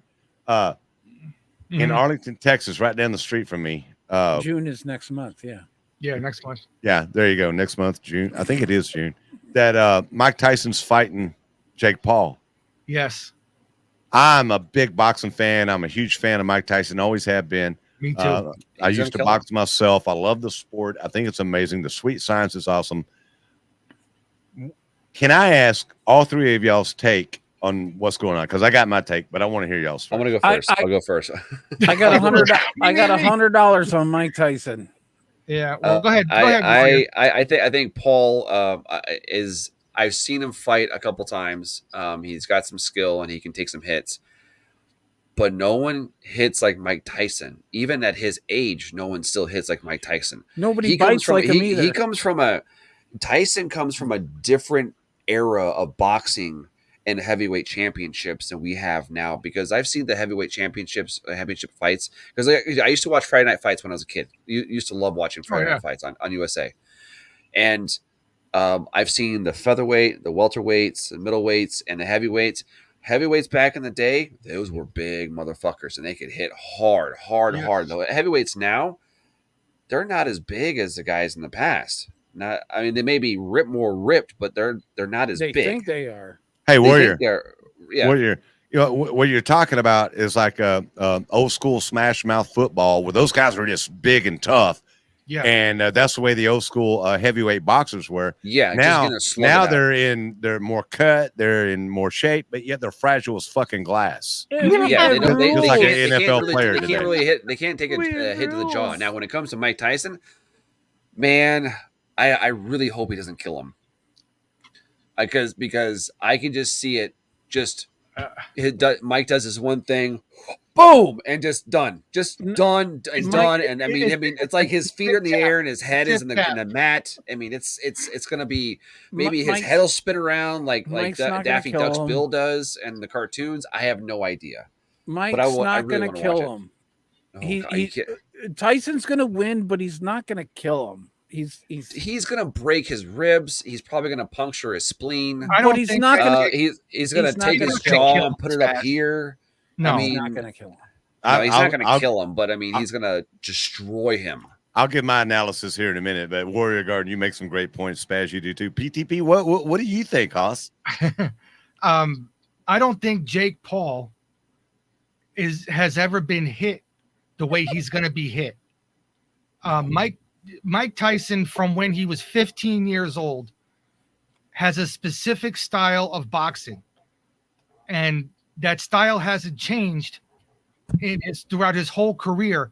And all of these professionals is less than two people that beat him, and there were extenuating circumstances on those two victories. Mm-hmm. Mike Tyson did get knocked out, but Yeah, he did, but there were extenuating circumstances behind why he got knocked out, and it's been confirmed over the years. Because whatever, that's not what we're getting into. But I don't think, for as many fights as he's been in, and his style of pugilism, a lot of people can't defend against it. No, Whether they it's were just- a it's so foot taller, powerful. he's going to hit Jake Paul in places where Jake Paul's never been hit before. Not with a Mac 10 liver truck. shots, kidney shots, Hard.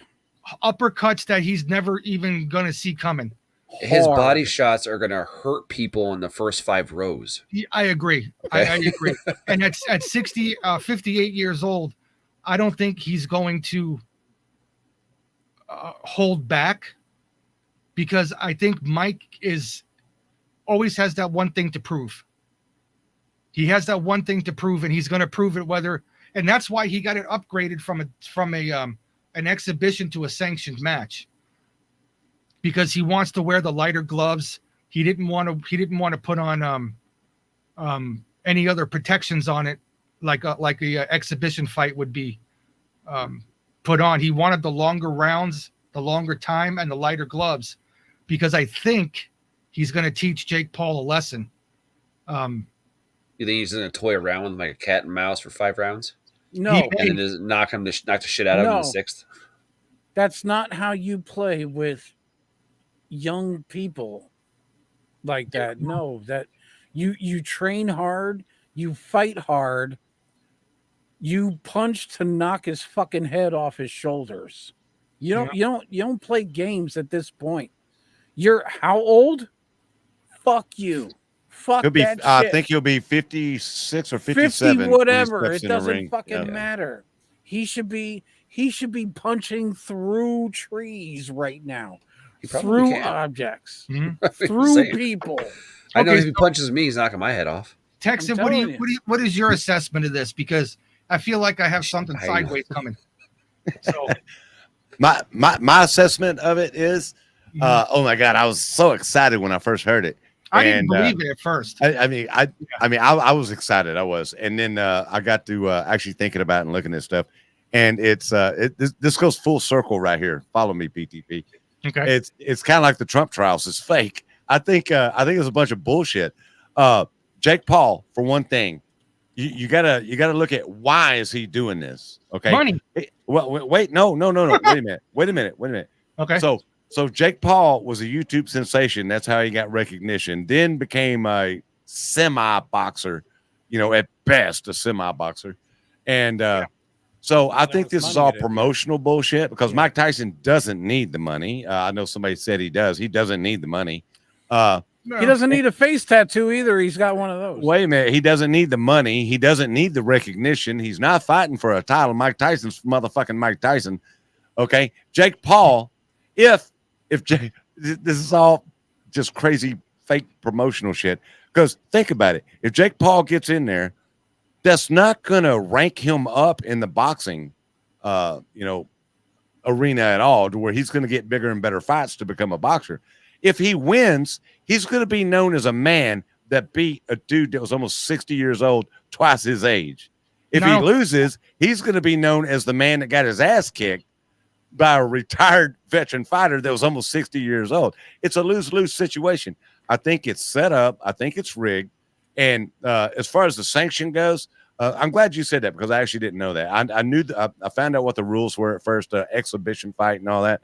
Right. And the oversized gloves and all this stuff. I really think this is bullshit, and it's still an exhibition. I don't care how they sanctioned it. And it's a promotional thing to bring attention back to boxing because you got a legend coming out of retirement, fighting a young dude. They're appealing to the younger generation to bring entertainment value back to boxing, because boxing has died off. Who is that? Who else has Jake fought? Jake Paul fought. Oh, what were their names? They were nobodies basically. And Jake Paul got his ass kicked. Sugar Ray Leonard or something like that? No, he didn't fight Sugar Ray Leonard. Oh my God. Way. Who was the guy's name he fought? He's a very famous guy. Nate Diaz? Diaz is one of them. Yeah, well, he's a UFC fighter. Yeah. And Diaz took it to his ass too, by the way. Yeah, he lost on a decision. Yeah. And so I think it's great for entertainment value, but I don't see it being a real fight because, like I said, Jake Paul's the one that needs the money, not Mike Tyson. And I mean, it's gonna be interesting. Here's what I believe. I think they entered into a contract for entertainment value, and I think when Jake Paul gets in the ring with Mike Tyson, if it actually happens, that as soon as Jake Paul, being the young buck that he is, gets enough adrenaline behind him and thinks he's actually going to win a fight against Mike Tyson and hits Mike a little too hard off the script, so to speak, Tyson is going to send that son of a bitch to a watery grave, man. He's going to knock him completely the fuck out. You know when we're going to find out? On that day? Well, of course on that day. I would hope not before, but I already know. The first when that thing goes ding ding, and if you see Mike Tyson come out with his head down and his hands up where they're supposed to be, and he just takes the 4 steps to the middle of the ring, you know he's going to knock that dude out. We'll see. If he comes out walking with his hands swishing, like you're saying it's going to be an exhibition, and then gets there and starts throwing little tappers at him, then you know it's fixed right off the bat. But yeah. Like make a good point. Exactly. This motherfucker, he puts his head down, puts his hands up, and he's going to get right underneath his elbows, and he's going to start throwing shots in there, body shot, uppercut. If that's as soon as we see that, we know if it's real or fake. I think the agreement is to go the distance. Is what that's just my opinion. That's just my opinion. I mean, I agree. For I agree with Jackson. For entertainment value, okay.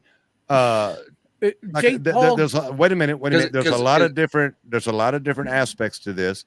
For entertainment value, I think it's meant to go the distance. But as soon as Jake Paul, if he decides to fuck up and hit Tyson, that's when it's over with. That plan is going to go out the window. Yeah, it's gone. It's gone. Now, see, I agree with Texan here in the fact that a lot of people are paying good money to go see this fight. $700 for the cheap seats. I've already checked into it. And is it in Vegas? No, it's right No, here in it's Arlington, Austin, Texas. Texas. Oh, right Arlington, next Texas. door to Okay, me. so yeah, all right, so $750 for the nosebleed sections. Now what? $3,000 for ringside, maybe $5,000 for ringside, something like Oh, that. I probably have more no than that. idea. Honestly, way more than that, dude. Yeah. speculating. I'm speculating totally.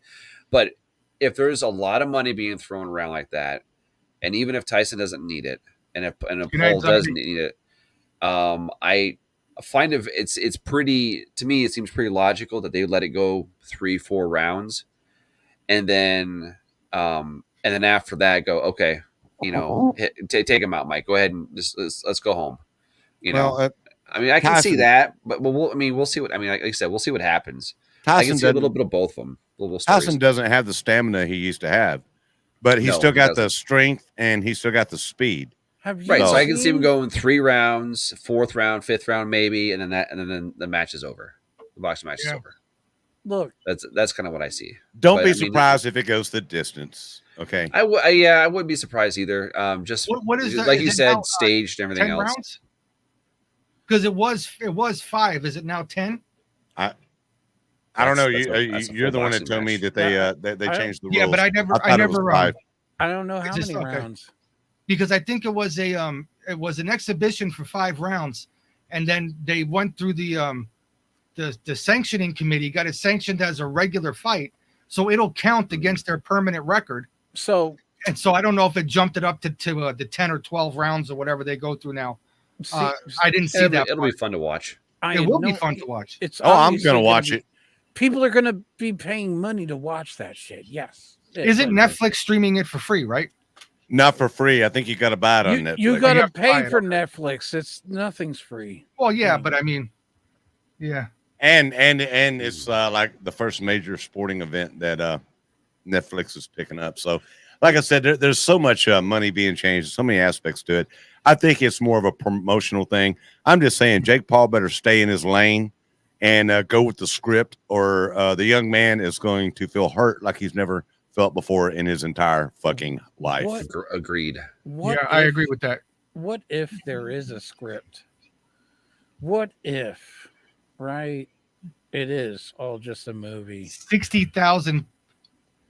60,000 per ringside ticket. What? Yeah, and What $2 if? $2 million for the VIP package. I see that. Good Smokey God, Randy, that thank is you. that is disgusting. What if? Mm-hmm. You know, I mean, Tyson is paid to take a fall. We No, you can go ahead and just sidestep Come on, that man. shit. Yeah, I don't think so. No. That's a hard sell. It is a Tyson's hard he's sell. he's a proud man. yes, Yeah. I get it, but Oh Especially in the man, ring. that is like, oh no. To lose You to know- some little punk like that. I mean, hey, maybe pass maybe if the he was torch, paid $150 million, right? he might look, do that. But you know, Yeah, I don't No, see that. I don't see it. I don't see that. anyway, we don't. I really see Mike Tyson. Like I said, if Mike Tyson comes out when that bell rings and his head's down and his hands are up the way that he's coming out to fight, Jake Mhm. Paul's going to get hurt. Yeah. but I'm also I thinking about it. Yeah, I gotta agree with Texas even more. Like I can see him going a couple rounds, sparring back and forth, actually making contact, Yeah. making it look good, and all of a sudden, making Paul, it look good, taking hits. he hits him a little too hard, or it clocks him on the jaw a little bit too rough, and all of a sudden you just see the switch in his eyes, and then you just see Paul on the mat, just See that? We all seen Pulp Fiction, right? Look, Jake Paul is not a killer the way Mike Tyson is. Mike Definitely Tyson not. is built different mentally, physically, and all the way around. All the Yeah, way he's, around. he was built for boxing. Yeah, you- he, you remember- he's, guys he's remember- an animal. I don't know if you guys followed UFC at all, but for a brief time in UFC, there was a guy named Kimbo Slice. Yeah, I remember Oh, him. The Yeah. Street Fighter. He was Yep. a street fighter, then went to UFC, and then anyway, then he died Mhm. unexpectedly. Unfortunate. He didn't Yeah. have that particular kind of Uh, training. Well, Kimbo Slice did what he did because of watching Mike Tyson. Kimbo was like he He Man, absolutely loved folks- Tyson. folks, you don't. He was street, I'll say a but- lot of folks don't understand Street has rules. how some people are just mentally different, and You they're know, warriors and they're fucking killers. Okay, Kimbo Slice was a killer. you just damn like straight Mike he Tyson. was. You Yeah. damn You straight he wanted was. Every punch. Absolutely, Spaz. When I watched Kimbo Slice, every punch he wanted to knock your head Rip off. somebody's Kimbo fucking Slice. like Tank Abbott. You ever Every remember single Tank Abbott? punch. Oh my No, I god! remember Tank. Tank Abbott wanted to kill you with one hit. And he did it without even looking at you. Yeah, He had his head down. Mong. and you know, like in the early Face days of the plant. UFC, Chuck Liddell. Chuck Chuck Liddell used yeah. to come out with an overhand right that would clean your clock. Just haymaker the shit out of you. I This mean, guy, you're this guy wanted to in the hurt ring. you. You're in the ropes. Yeah. And Tito Mike- Ortiz was the same way. Mike Tyson, what you're talking about, PTP, if he comes out with that full on bulldog style, where Yeah. he would, if you ever watched Mike Tyson fight, and I bought every one of his fights, I've seen every one of them, Me too. he would bound out of the corner and rush across the damn ring and just intimidate the fuck out of them. And it's scary. It's not like he wasn't scary enough. And then he did that. Now, like talking about, if Mike Tyson comes, lightly, gingerly coming out, Mike is not serious.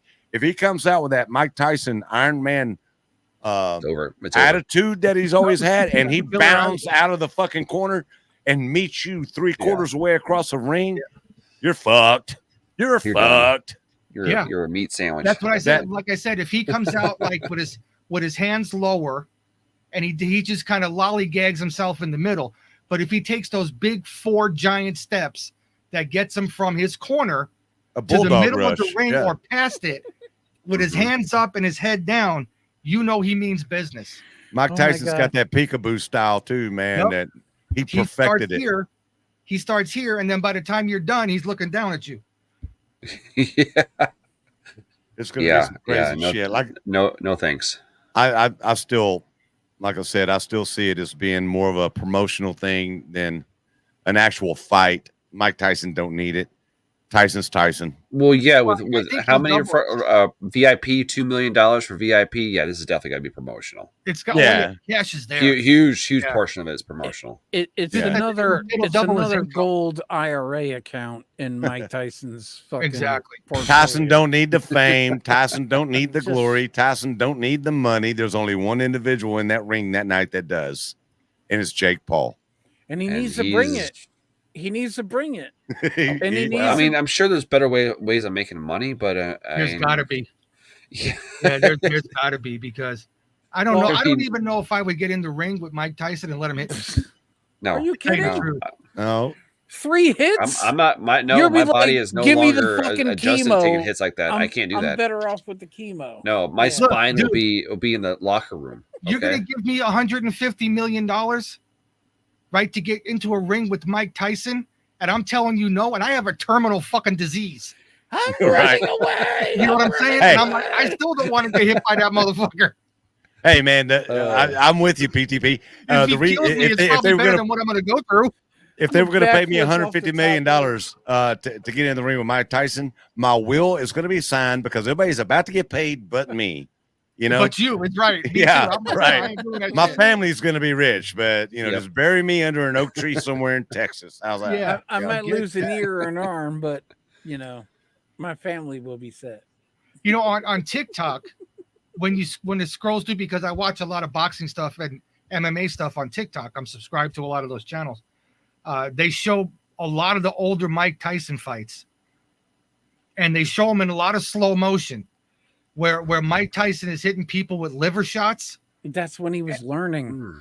and he was like, the people were like Just react in time before they were going down, because they'd never been hit so hard in their life. Now he They had- has they had no idea what perfected hit his him. craft. They had no idea what hit them. no, Yeah. Yeah. you can see it in their face too. Their eyes get all wide, and like, okay, my liver just exploded. Yep. That's great. Or when an MMA fighter kicks you in the back, on the backside right here, and your hands are still up, and you go like this, and then 2 seconds later you're Yeah. on your face. You know, Yeah, like what the fuck just happened? Yeah, but that's a different style. But I like what Yeah. Smokey Randy said. Killed by Mike Tyson punch would look amazing on your gravestone. Hell yeah, it would. Yeah. This I think so. motherfucker got a game. Mike Tyson's This is punch out. Punch What out. the I do remember that. I got punched out by Mike Tyson, and I Yeah. died. Tyson ain't gonna lose this fight. If No, I don't anything, think so. if anything, I'm calling it right now, right here tonight, that it's gonna be more of an exhibition. It's gonna be a draw if everything goes as planned. I was thinking the same thing. It's going to be a draw because be neither so one weak. of them has the reputation to say I'm a loser. And for Mike Tyson to lose to Nah, that Evander ain't happening. Holyfield, right? How would it look to lose to Evander Holyfield? He's gonna bite his To fucking ear lose off. to who's the one that who's the other guy he lost to? Damn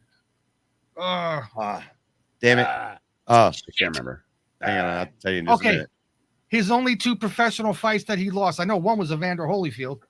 The second one I can't remember, and the third one Was it Buster Douglas? Buster Douglas. Well, Buster Douglas was the one who knocked him down the first time Okay. ever in his career.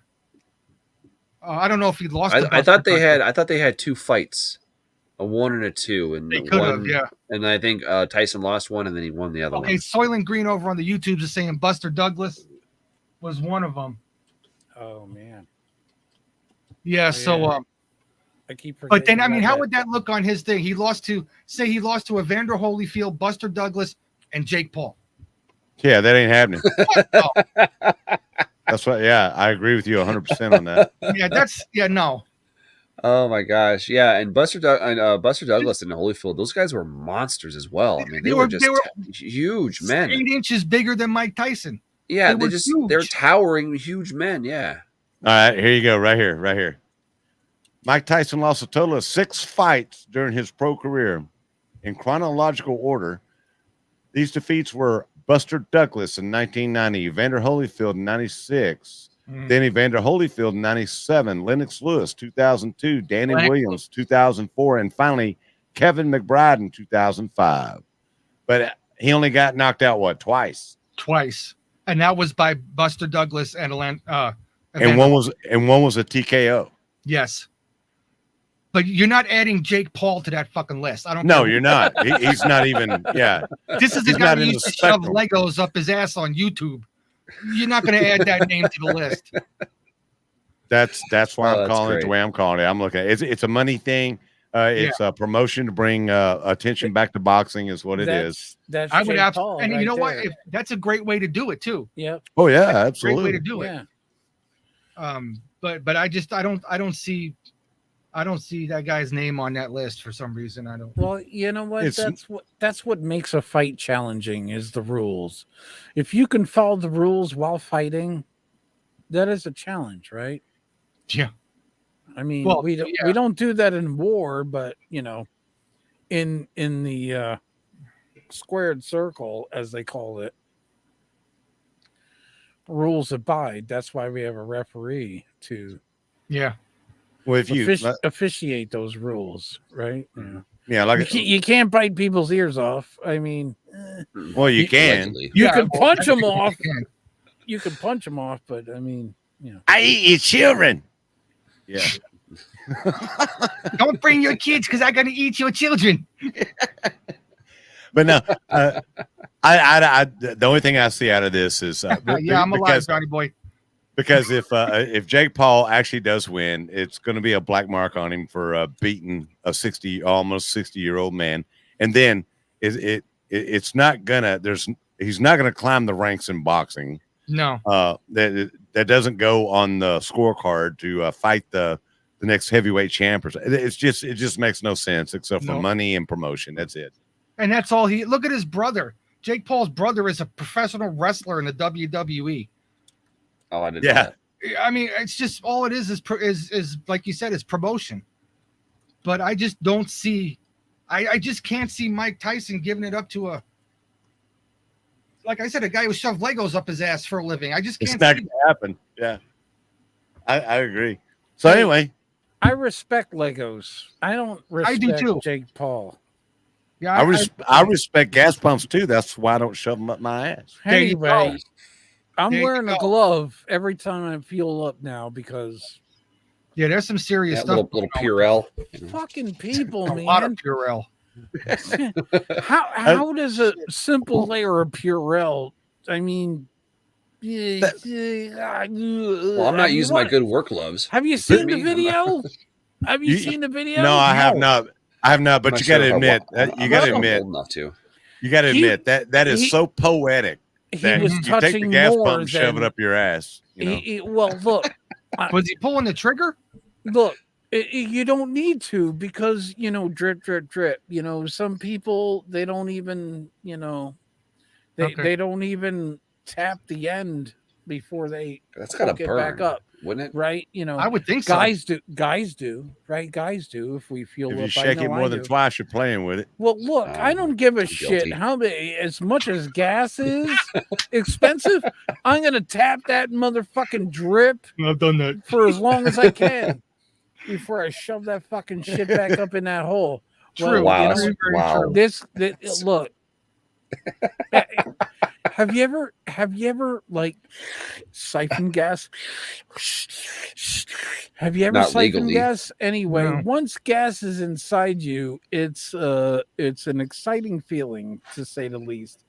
I have absolutely no idea how exciting that feeling is on this end, but I know what it's like on this end, and I'm just saying maybe those few drips left behind from some female who doesn't tap the fucking thing.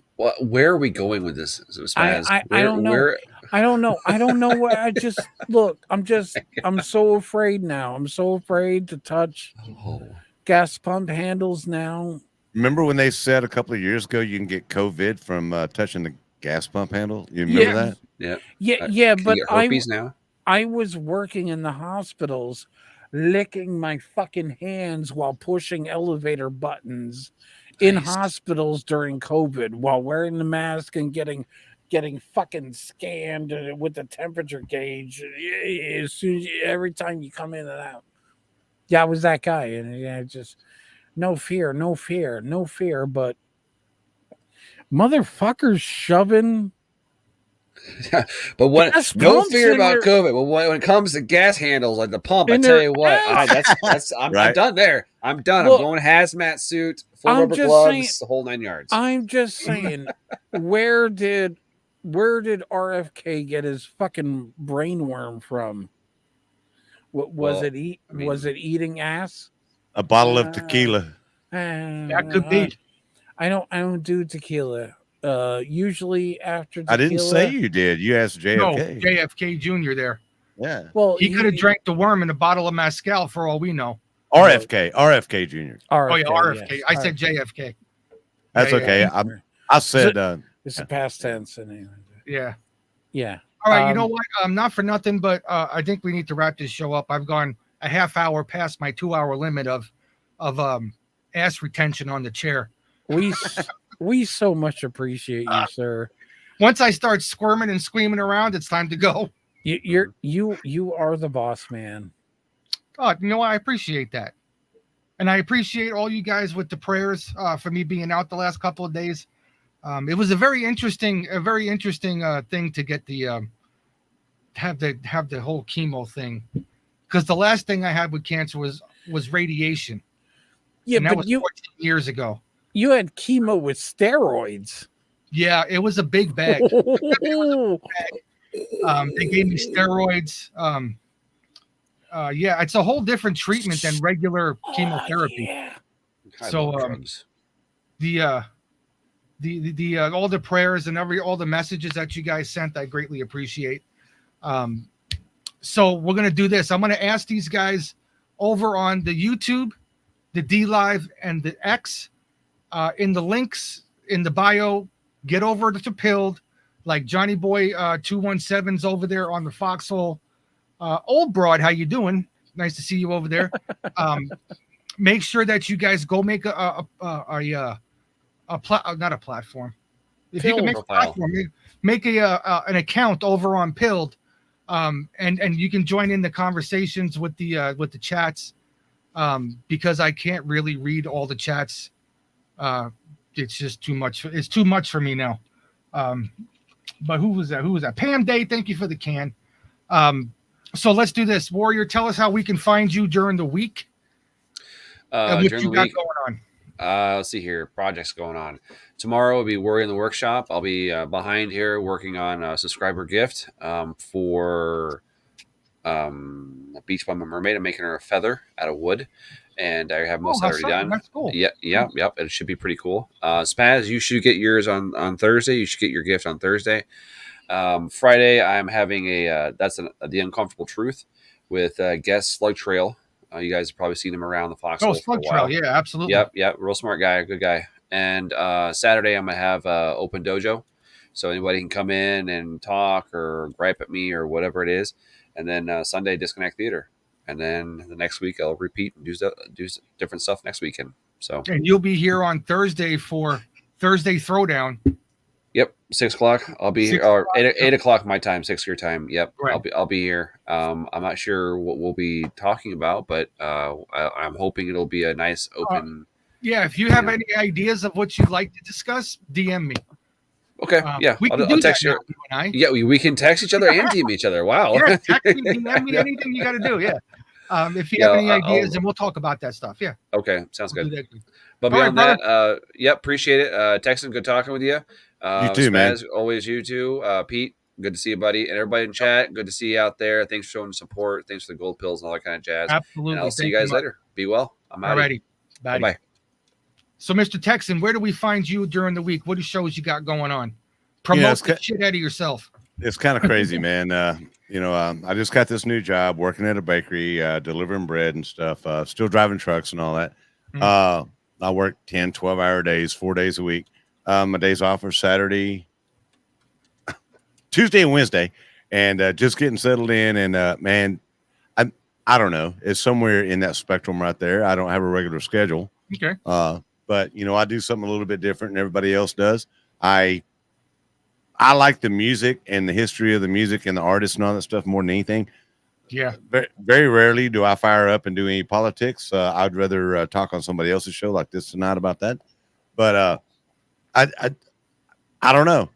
Even the one mod that I have, she runs around like crazy, and that's Girl Patriot, who is awesome. And she runs around like crazy because I might do a show an hour before. I might post it 24 hours before. I don't know, brother. I don't know. I'm trying to. So you're up in the air. Yeah. It's yeah. I'm all over the place. But man, I've got to say this because I've seen a lot of chats out here about it. So whenever TP and I. Yeah. Whenever you want to come, whenever you want to come up on the show. Oh, I'm sorry. I didn't hear. You go ahead and finish. PTP and I don't hate each other. Like everybody wants to think.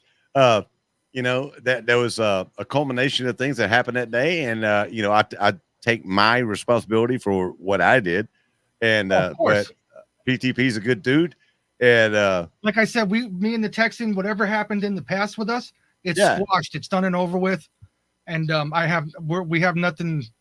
No other animosities towards each other or anything.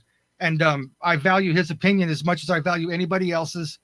And I'll just let you know right now, on Thursdays and Tuesdays when we do the panel shows, you want to come up on the panel, send me a message. I will gladly send you a link. Or on Thursday, you could just click on the link in the chat and come up on the screen, and we'll have you on. Yeah, I was going to say, by the way, keep wearing the hat, dude. It's a good look. Oh, yeah. That's my gangster fedora right there. Yeah. Much respect to the hat. Yeah. All right, exactly. Man. Hey, thanks for having me on tonight, man. I really do appreciate it. And I'm all over the place, y'all. Spaz, thanks for last night. That was a blast, even though you don't remember it. Much love, sir. Yeah, I saw part of that. All right. Thank you, PTP. Thank you, chats out there. And God bless you. God bless America. And I'll see you down the road. Take it easy. And then there's Mr. Spaz. How do I get out of here? You could just click out of it. Just click the X and X out of it. There's an X somewhere. Yeah, it's up in the right-hand corner there. Somewhere up there. He's new. God, and I use StreamYard too, and I'm trying. Anyway, carry on, guys. I'll get out of here. Kick me out. Kick me out. Kick me out. No, no, we can't. I can't kick you out because I'm gonna kick you out permanently. He's well, don't do that. got bad visions. You need to. Oh, need- he'll kick from studio. I'm not you- here. I'm not here. You guys carry on. I'll You figure out need how to to get out of figure here. it out yourselves anyway. Yeah. Okay. Anyway, Spaz. Look, yes, He figured it out. sir. So we got you for Mandatory Metal Monday. But yeah, you Right. keep promoting that like it's something real. It is but something it's real. You've been doing it for 3 years. 95 Mondays now. Okay, there you go. That's a lot of Mondays. So it's That's- something real. Well, And like yesterday, you were it was Mandatory Metal Monday yesterday, but then after that, you went on to the Texans show oh, and you did some stuff over there. So you saw that? I saw a part of that. Yeah, Well, I don't remember any of it. I should have Yeah. been asleep. you probably should have been. I should have been asleep. Yeah, well, Hey, it's okay though. Good okay. thing I worked so much today that I didn't even eat dinner. Right. So that's why I said half hour past our time. My I wanted my to get you boss out of here. my boss said, "Sleep in tomorrow. Give me a call when you wake up." There you go. Perfect. Perfect. Anyway. So the rest of the week, we don't find you. You find us.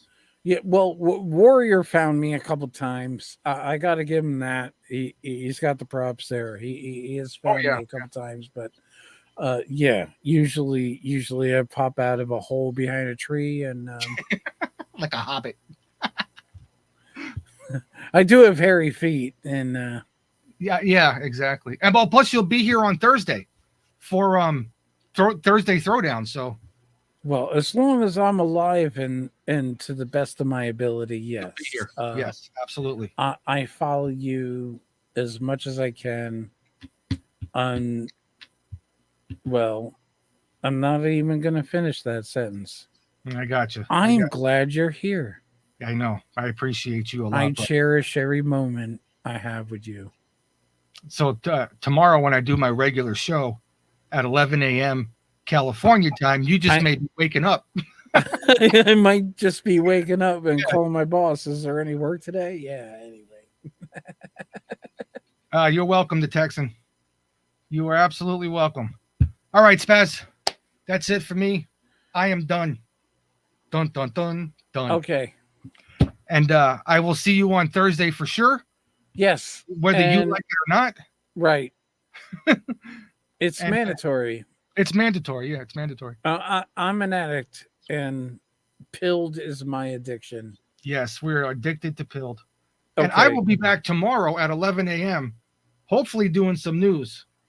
If everything is going well and I'm not puking all over the place from this crap. So everything should be okay tonight and tomorrow. So Spaz is gone. Thank you guys up on the YouTube, on the D Live, on the X. Like I said, go to Pilled. That's the home base. Make an account.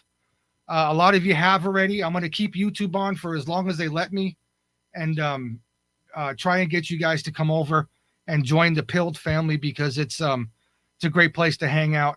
Everybody who donated today, thank you so much for all the gold pills, all the red pills. You guys make the show happen. We're just a cheap entertainment. So with that being said, I will see everybody tomorrow. Have a great rest of your Tuesday night, and bye.